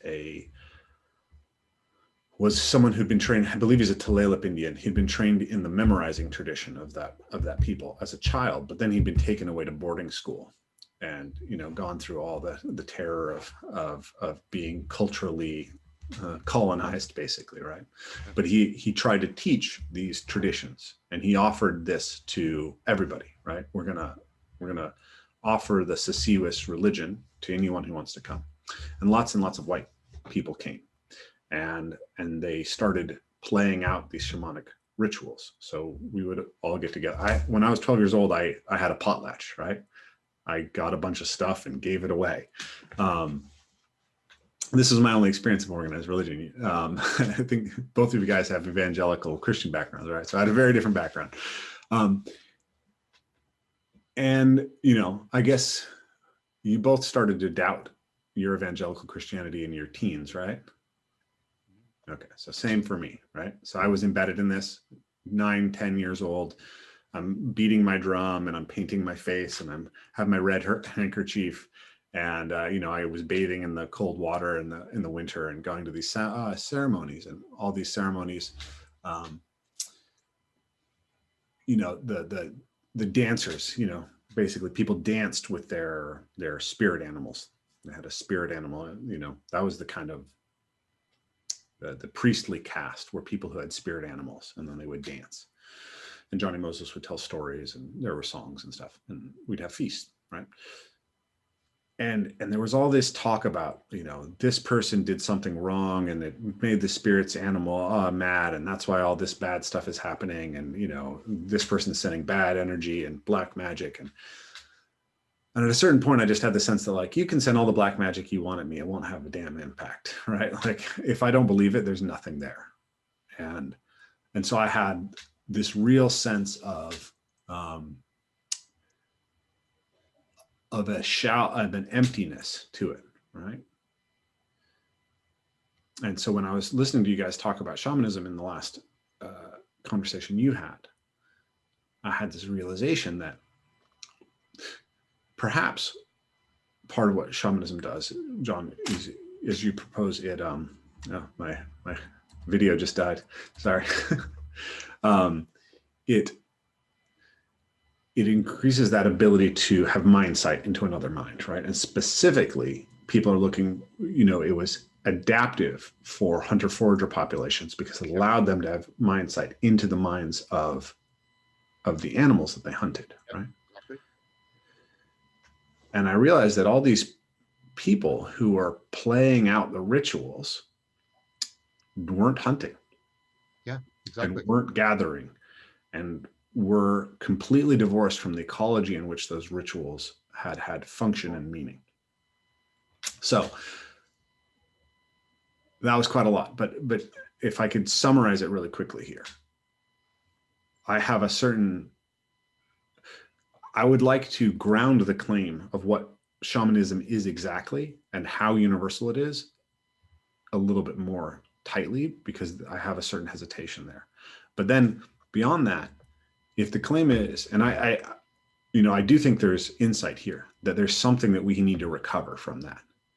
But I think that a lot of our attempts at recovery so far have missed the mark and have deluded people. And I think that in order to achieve a recovery that actually delivers, we need to understand how this roots down into those, you know, the 4 categories that Evolve Move Play has really built into: mindfulness, movement, nature, and community, right? It has to connect us deeply on those levels. And that's where I think that that without those ecology of practices, it's sort of unmoored. And then like the Do martial arts, it kind of drifts into the realm of let's bullshit ourselves with theology. So that was quite a long rant. So what's come up for you, John? Well, they'll give me a long time to reply then too. Okay. A lot there. Let me go maybe in reverse order. Well, no, let me start at the very beginning because I've been talking a lot lately in some of my videos about, because people are asking me, flow states, and I'm saying, the thing I discovered, I related this story to you guys before, is when people were noticing in me, way before I noticed, changes that the Tai Chi was bringing in me. I think I've related that story.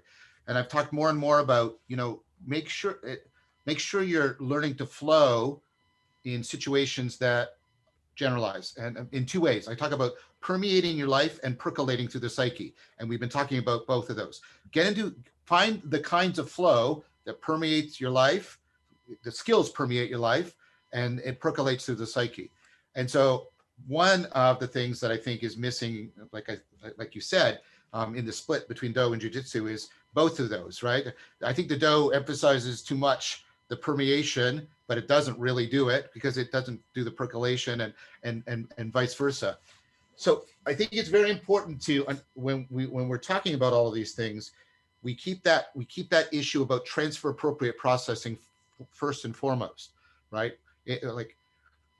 And we have to be careful because when we're talking about, if you want to get better at baseball, then you don't need it to be transfer appropriate processing. That's why I've had a little bit of hesitancy around the sports analogies, but Nick is very gracious around that. So that's been very helpful. But ultimately what I want to know is, and that was one of the things that really impressed me about Tai Chi. Like I said, I was doing it religiously for like 3 years. I was getting into flow state while I was in it, and that was wonderful. And changes were happening. But when people came up to me and out of the blue said, what's happening to you? You're starting to be more, balanced in your argumentation. You're more flexible and open when you're in discussion. I was like, oh crap. Somehow that permeated into these other areas of my life where I didn't think Tai Chi was at all relevant. So that permeation and the percolation is important. And then that goes towards your third point. I'll come back to the second point because I need the first two which is the issue. I also said in that episode, I don't believe people can be shamans today, precisely because if you remove shamanistic practice, we'll come back to what that might be, out of an ecology, and I said out of a hunter-gatherer lifestyle, you're doing something ultimately fraudulent. And that's strong language, but I'm going to stand by it precisely because I think your critique is germane. It's like the Do. It's like you get removed from the ecology, right? These higher order practices. This is again my point. Yes, they have to be in this internal, the bottom up and the top down have to be going, right? The shamanism has to be enmeshed with, extended trade network practices, hunting practices, foraging practices, extended family conflict resolution practices. If you take shamanism out of all of that, you don't have shamanism anymore. You don't have shamanism. I mean, that sounds like a strong claim, but I'm going to stand by it. You don't have shamanism. I would say you have LARPing. Yeah, well, but what you can do is, you have LARPing, but then you can do some things like with Jeep form where you try to get it back towards having more of a therapeutic impact, and then it starts to become more shamanic. So that brings me to the two things about the historical claim and then the anthropological claim. The historical claim is so the problem, of course, is, and you're right, and I hope I was clear in that I tried to present it as a plausible hypothesis, not anything that I could say this is undeniably the case. It was a massive plausibility argument about, well, and we do have, I think, pretty good archaeological evidence going to back about 13,000 years, but that's a long way from 25 or 30,000 years. We found a shamanic kit, right? There we've got the preserved things like that. So is it just a just so story? In some sense it is, but it's a story that is made. So how do you try to make a just so story more plausible? Well, can you map it onto current things that we can actually operationalize and test? Can you map it onto gesture, mindfulness, flow? So that's what I tried to do. That's how I tried to operationalize it. I tried to map shamanism into all of these specified cognitive processes for which we can do experimental work and extract experimental evidence. And then I said, if you had those practices, that would be adaptive. Did you want to intervene, or can I make real quickly? Yeah. That sounds like a justification without falsification, potentially. A justification without falsification in which way? I mean, so if you can map it, it's easy to find patterns, right? oh no, but it could be falsified. So yes, so tell me where you're looking for falsification in that is my question, I guess. So there's competing theories out here about what caused the Upper Paleolithic transition, and so one of them is the advent of of spoken language, of syntactic language. So Mithrin has proposed that, so that's a viable thing. And so now you look but the problem is that proposal. So now you have inference to the best explanation. You put the theories into competition. That's all we ever have, right? Yeah, okay, cool. So no, if his theory is right, then my theory is wrong. But what we found is we found archaeological evidence of the hyphoid bone, right? Or is that the correct name of it? In Neanderthal. It's the hyoid bone. Yeah. Right. Which, and we found. I think the language hypothesis is dead in the water. I would say that the better null hypothesis is there is no Upper Paleolithic transition, that you're looking at a long-term historical process and there's no real ignition point, that it's actually fairly continuous across time. Okay, so that's the second hypothesis. Yeah. All right. So I'm trying to show you that I'm playing the game, the great game of inference to the best explanation. Yeah. The problem with it is that if it's first of all, that doesn't track, the explanation, because generally incrementalism is supported by, a slow progression in the technology, and you don't see that. Secondly, you don't have any significant evidence of biological change in that period. So what's the nature of the incrementalism? It's neither cultural nor biological. So what is it you're pointing to in order to point at that? So now I could turn it around on you and say, that sounds to me like a just so story. It sounds like it's just as incrementalism. I think we could have a fun discussion on that. I think I want to let you keep going to your point. Maybe we'll come back to that. Well, I didn't have to convince you. I didn't have to convince you that I was right. That wasn't what I was trying to do. What I was trying to convince you was your more important point was, am I playing the game properly? Am I playing the game of putting my hypothesis into theoretical debate with competing hypotheses? And that's my reply to you. That's how it's me showing I'm not just doing the just so story. Yeah. Absolutely. So like I said, you don't have to be convinced by that. You just have to be convinced that I'm playing fair. Yes, that's all. Absolutely. Okay. The next point about the universalism. Now, this one is much more careful, and I've actually talked to Michael Winkelman about this in person. And that's when people press me on this, that's where I make the pluralist argument, which is between the universalist, right? The universalist perennialist and the postmodern sort of relativist claim, right? Which is depends, and again, I'm not trying to be dodgy here, and I tried to show you that a few minutes ago, right? Is that what do we mean by shamanism? And so what I mean by shamanism is an ecology of practices that I've tried to operationalize in terms of currently testable constructs that we know reliably afford the enhancement of insight and mind sight, etc. Is it plausible? That's the previous argument, that it could have existed at this time. Yes. Do we have some evidence for it? We have evidence for musical instruments. We have evidence for dancing. I think you can make a good case for the cave paintings being part of some kind of significant change, altered state of consciousness change, because how you have to get to them, the way the light plays off the rock, etc. So if you mean by shamanism, a very, ecologically specific set of metaphysical beliefs and claims, I don't get that, which is why I tend to piss people off on the other side who believe everything. But they say, well, that's not what the shamans would say. And I typically say to them, well, I mean, all you have to do is travel 50 kilometers in the Amazon and the shamans will be telling you something different, right?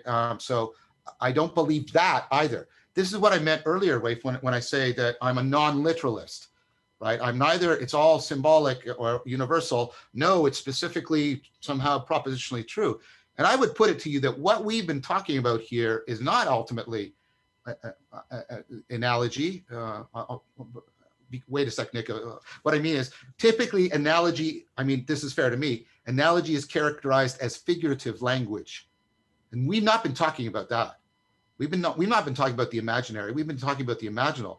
It's not literal, but it's also not fictional. when you're getting the person to do running like an airplane taking off, that's not fiction. There's something actually happening there. Is it literally the case? No, because they'd be made out of aluminum, and they're not, right? There's something going on there. What is that they're enacting something that participates in a reality that is not easily graspable by either literal or purely figurative language. And so what I'm saying here is I take a non-literal response to the shamanistic metaphysics. I piss off the relativists because I say, I don't believe it. I'm sorry. I want to understand any universal processes that can be presupposed by all of the metaphysics and see if those can be functionally explained. That's what I'm trying to do. So maybe I wasn't careful enough. I tried to be, but I think I failed. I wasn't trying to claim that there's a category in the sense of a scientific essence, so that all shamans everywhere are the same way, are the same in the way like gold is the same everywhere. I was trying to point to a set of cognitive processes that I think are reliably universal to make possible all the individual variants that we see cross-culturally. That's what I was trying to point to. Yeah, I mean, I think a way to reframe the insight is that I've been reading Joseph Henrich's book, The Secret of Our Success. Have you read that? No. I highly recommend it. I think a conversation between you two would be extremely interesting. But essentially, you know, he talks a lot about cultural. He's a cultural evolutionist, right? He talks about how memes essentially compete within a Darwinian mind space, right? And that then they actually shape human biology and behavior directly, right? Yeah, one of the really beautiful ones that he points out is that human beings actually can't persistence hunt without water containers. Yes. Yeah, so culturally selected evolutionary trait, the knowledge of an ability to produce water containers, allows physiological adaptation to chasing down game in very high temperatures, right? Same thing with fire and jaw shape and stuff like that. Yes, yeah. So one of the things that's really interesting about it is he talks about how you can kind of play out this sort of game of memes building over time together and producing a specific cultural adaptation. Mm-hmm. And that a lot of this is blind and that we can't rationally apprehend it very well. So within that model, what I'm imagining is a sort of that at a certain point, you could say that religious practices start to catalyze an ability to afford insight, right? And that we see that whether you want to, maybe we can use shamanism as a catch-all category, right? Yeah. Or we can say, hey, that's actually this practice of these specific people in Siberia. And I think that as an anthropologist, I get a little bit, as a former anthropology student, I'm a little bit more persnickety about the language there than someone else might be. But I think what you're trying to do is capture a category thing of like, we know that lots and lots of cultures have entheogen practices, right? Mm-hmm. We know that lots and lots of practices have dance and animal mimicry practices. This is something that Simon Thacker talks about a lot. It's super unique to human beings. Like lions don't pretend to be antelopes. Yes. Right? Yeah. But a human being pretends to be all the animals in its experience. And in cultures all over the world, we see the same thing. And that this set of things are deeply interrelated. And to connect this back, because I think this is, I don't know, maybe this is tangential, but hopefully it'll be interesting because you have a Tai Chi practice, right? Yes. And I would categorize Tai Chi within the Do martial arts, right? Yeah. Judo is not a Do martial art, just for anyone who's confused. If you're competing directly and it's about the competition, that's much more of a jitsu, right? If it's about a spiritual transformation, that's the way, that's the Do. So one of the things that's occurred to me is often something like Tai Chi is taught in a manner that relies on very strange cues, right? Yeah. Very flowery spiritual language. Yeah. Right. And one way to actually understand that is that these things were part of an ecology of religious practices within a specific language. Very much, right? Very much. I think that's accurate. And and so it's not that, you know, the idea of the, oh man, I've just lost the word, but the central point of the body, right? The way that that's described in Tai Chi, the Dantian, right? The way that that might be described or how that's done might be wrapped in a language that's actually embedded in religious concepts that a Western audience doesn't have. Totally, right? Totally. So this gets back to this, to go back to the shamanism thing. Here's where we're if we treat the thing without understanding its underlying essence and where it came from, and we just try to propagate it somewhere else, then there's a lot of information loss. And if we sort of apply a faith-based model to how we act with it, then when we fill in that information, we have this tremendous potential to propagate bullshit, basically. Yeah. So what I would say was, I can just go ahead, Nick. You have just very brief. No. Listen, this is I'm in the audience on this portion of the discussion. But one thing, it's simple and it's obvious, but it goes back to some of our prior conversation, and that is, you know, for again, when we talk about analogy or whatever term we're going to use, but you know, the use of analogy, if the person is not familiar at a deep literal way with the experience those words are signaling, then you're not going to be able to transfer true understanding or meaning. And so much of what I talk about is the use of analogy to be effective. And this doesn't just have to be movement analogy. This is trying to impart meaning of any variety, is what your reference point is needs to be familiar, ideally deeply familiar at a physical sensory motor level to the person. And it obviously needs to be targeting the source of insight you'd like to generate inside of them. And so that just resonates for me, being very important, that if you're trying to appropriate language that's towards a task in a given ecology in one environment and bring it where you extract the ecology and the context altogether, you're extracting or you're removing that familiarity from the source, which is so central in my own experience to creating analogies that actually work at a deep level. Well, that's a perfect segue for me, Nick. That's part of my response to Rafe, which is, yeah. And so, I mean, part of what I did is I had training in both poetry and philosophy. So I was also reading the Taoist texts to try and more properly situate it. And I was getting them to resonate with each other. I was trying to be very Socratic about, that, you know, I don't really understand the text until I see it in the practice. And I don't really understand the practice until I see it in the text. So I was going back and forth like that. But what I was relying on, I think, is something that we've all been sort of pointing to, which is, can I embody this? And if the metaphor doesn't work, fuck it. Screw it, right? Drop it. Yeah. Right. And then I was happy to draw, which I do when I teach my students, to draw from cognitive science, right? And say, blah, blah, blah, blah, blah, blah. Here's another metaphor. And that's why, you know, I think my teaching of people has been pretty successful, because I don't try to impose all of that flowery metaphysics. I'll use it occasionally, but I'll often use it in very conditional language. I'll say, you know, in the Chinese tradition, they talked about it this way, right? Which is not like, right? It's different. And it's, so what I'm saying is, yes, I'm not trying to deny cultural variation. I mean, that would be really, that's not what I mean. The whole awakening from the meaning crisis is how much variation there's even been within our culture. So I'm very committed to that proposal. But I think we're all committed, and if not, you can interject. But I think we're all committed, though, about that we have, I mean, and this is Nick Winkelman's point about shamanism.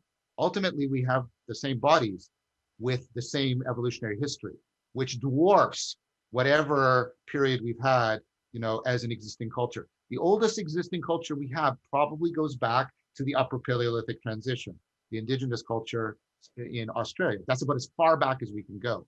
And our evolutionary history is way older than that. Even as Homo sapiens, it's way older than that. So you said Nick Winkelman. Did you mean Mike Winkelman? Mike Winkelman, sorry. I meant, oh, sorry, confused the names there. I meant Michael Winkelman. Yeah, sorry about that. Yeah. Thank you, Ray. So what I'm trying to say is, if you'll allow me a bit of a slogan, we can rely on the universality of our embodied phenomenology in order to afford more appropriate transfer. I think we have to do it carefully, but we can make use of the vertical. And that's what, so I was relying on that, and by trying to go back and forth between the text and the practice, can I see the text and the practice? Can I see the practice and the text? While all the time acknowledging that I wasn't going to get it the way it was in China. That's Gadamer's notion of the bridging of horizons. I'm trying to bridge my horizon. I'm not trying to be a Chinese person in 11th century China. That's ridiculous. That's a ridiculous thing to claim, right? Can I get to the place where I have got enough conformity to that I can exact it into my life in a way that is not bullshitty? That's the bridging of horizons. That's what I'm trying to do. That's what I'm trying to advocate. I don't think we can go back to the actual age. In fact, we can't. That's part of my argument. I don't think we can go back to the Socratic tradition. After Socrates is precisely after Socrates, not return to Socrates, right? We can't go back, and we shouldn't be pretending we can. But I also don't, I think that there's enough of that to resist any sort of, like, the problem with relativism is it degenerates into me now solipsism, right? That the only thing I can understand is my experience right here, right now, right? And nobody can talk to me, and I can't talk to anybody, and that's ridiculous. So, standpoint epistemology, right? Yeah, yeah. So what I'm saying is, I think there is a continuum between, completely solipsistic specious presence, egocentrism, relativism, and a kind of perennialism. And I think there is a plausible place in between. That's what I'm trying to shoot for epistemically, epistemologically. Perennialism, just for the audience and for myself, honestly, perennialism is the idea that sort of, my understanding of perennialism is that specifically that's the perspective that ultimately all religious traditions collapse to the same sets of meanings. Yeah, they're saying the same thing. And then it's sort of like Huxley, Aldous Huxley, the perennial philosophy. That's the prototypical example. It seems like you're exacting that terminology a little bit wider there, and sort of saying that, like, all practices collapse to the same set of meanings, and that then we could have sort of equal access to any of them, right? And this is the mistake that we're making. Is that a fair? So I try to. So the perennialism is a species of universalism, right? Here's the universal thing that applies, right? And so, I'm expanding it there. And then usually it's also often called absolutism, which is also, I think, a misleading term. So I prefer the universalism or perennialism versus a relativism or a parochialism, right? Kind of thing. And so what I'm saying is, and this is why I constantly come back to the evolutionary analogy. I think it is plausible to have a universal theory of underlying processes, but then to be committed to a relativistic theory about the particular products. So evolution everywhere works according to these processes, but that doesn't mean the organisms are the same everywhere. In fact, what it predicts is the organisms will be contextually variant in a non-stable fashion. That's the whole point, right? And so where I try to split the difference is to say, can we get to the universal processes, and then can we frame them such that we can acknowledge and respect that they're going to generate all kinds of variations? That's what I was trying to do with the language. I agree with that, the language of shamanism being problematic, right? But I don't know what other term to replace it with. Every other term I thought of sounds worse. Mm-hmm. Spirituality, animistic spirituality, that sounds wrong, right? So yeah.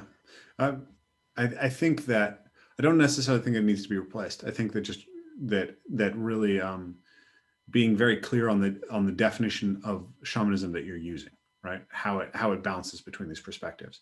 So, this is, in some sense, my chance to sort of get clarity on some of these things from you. but I wanted to wrap it back into the beginning of this conversation to bring a little coherence. But essentially, I would say that, your project to me, is about the idea that we have perennial problems of insight generation and wisdom and virtue, how to orient and behave in the world. Right. And that within these traditions, shamanism, the Neoplatonic tradition, Buddhism, Christianity, etc., we actually have tool sets that are incredibly valuable that we have to recover. But in some sense, all of these practices arose within ecologies that no longer exist. And so there are things about them that are no longer stable solutions to the current context. That's right. That's part of the problem. And I think that the reason that you have gotten a lot of the dialogue with me and now Nick is that we are able to articulate and bring some of that process down into the body. I've been thinking a lot about the idea that what my project really is about is the embodiment of virtue. I think that's exactly right. And I think that's exactly right. And I think that understanding virtue as something that's necessarily embodied is part of the meaning of virtue that we've lost. We've lost that virtue originally meant power. Mm-hmm. Yeah. So to sum up, I think that what's arising out of this conversation is this sense that we have to understand these spiritual traditions within a context of the broader ecology of life and practice that was associated with it. Mm-hmm. And that it is not enough for us to ape the spirituality or profess the proposition of that spiritual worldview. But we have to actually create feedback systems that clearly show us when we're moving in the direction that we are aimed at. And those feedback systems have to integrate. In your last conversation, you said they have to integrate movement and mindfulness. And I want to add, they have to integrate movement, mindfulness, nature or the environment, and community.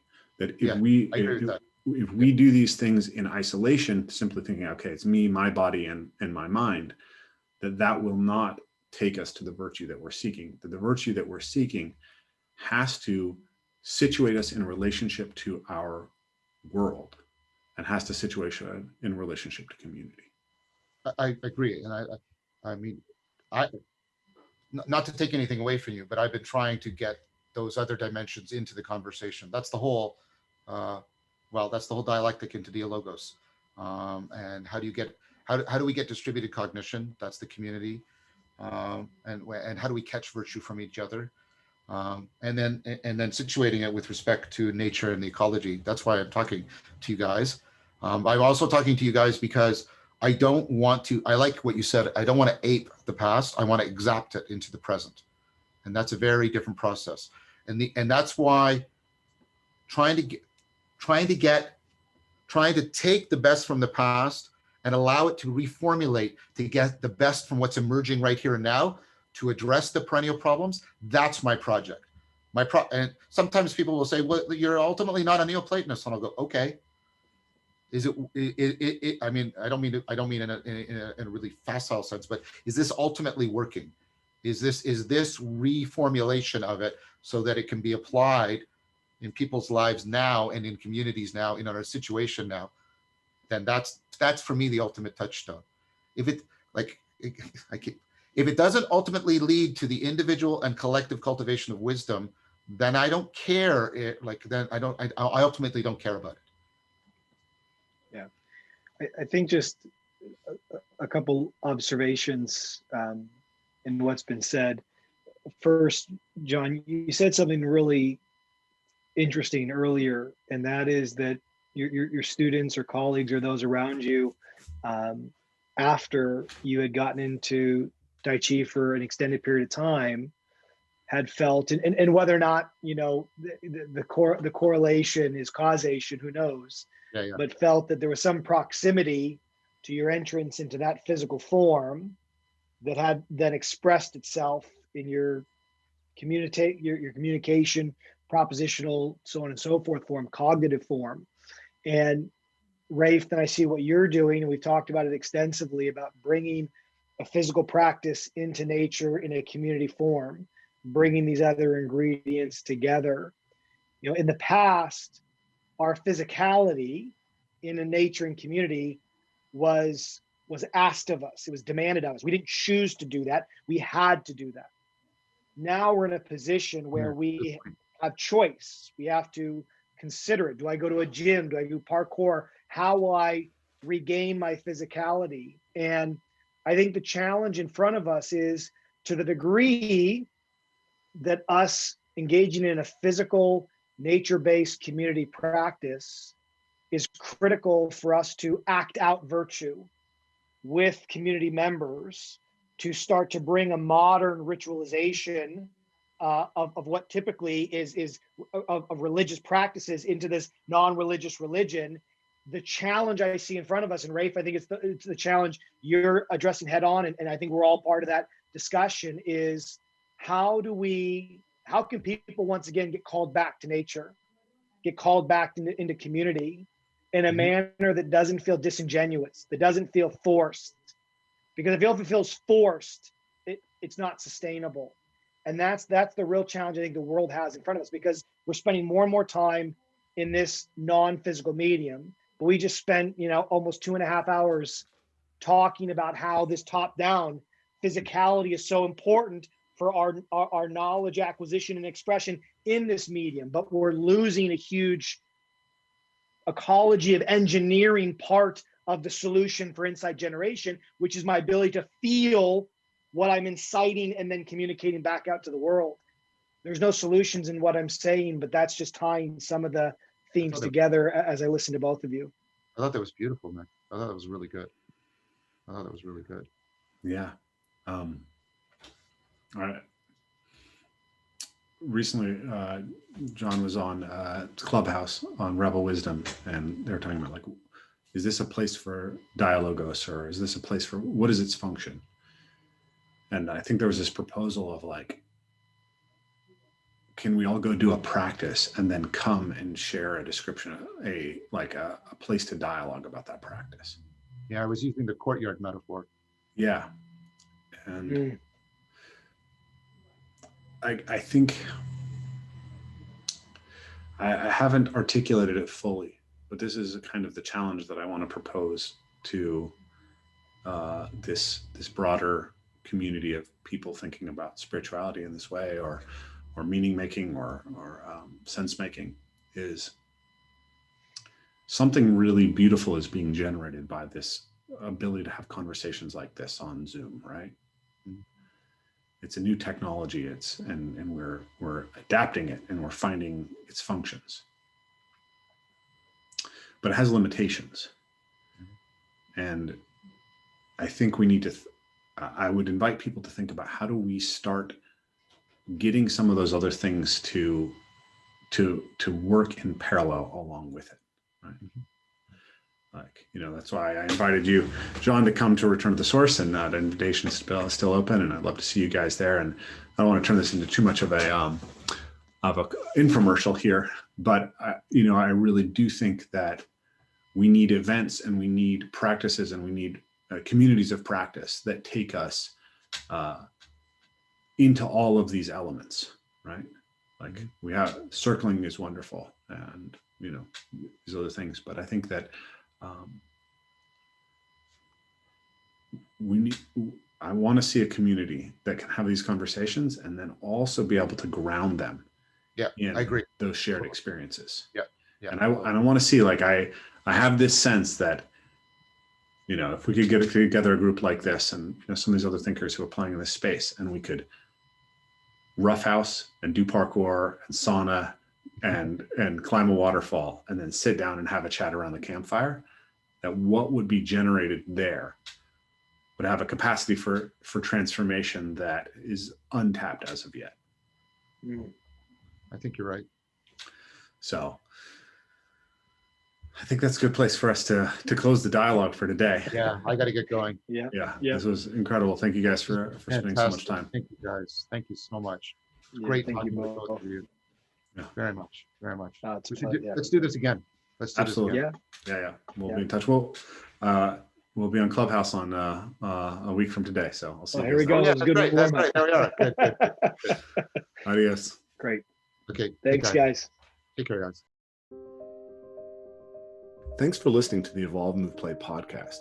If you want to support what we're doing, make sure to like, share, subscribe, and hit that notifications button so you know what's coming up. And of course, the biggest support you can give is to become a Patreon supporter. This is what's going to allow us to grow this platform more than anything else. So this is entirely listener supported, and we really appreciate your support.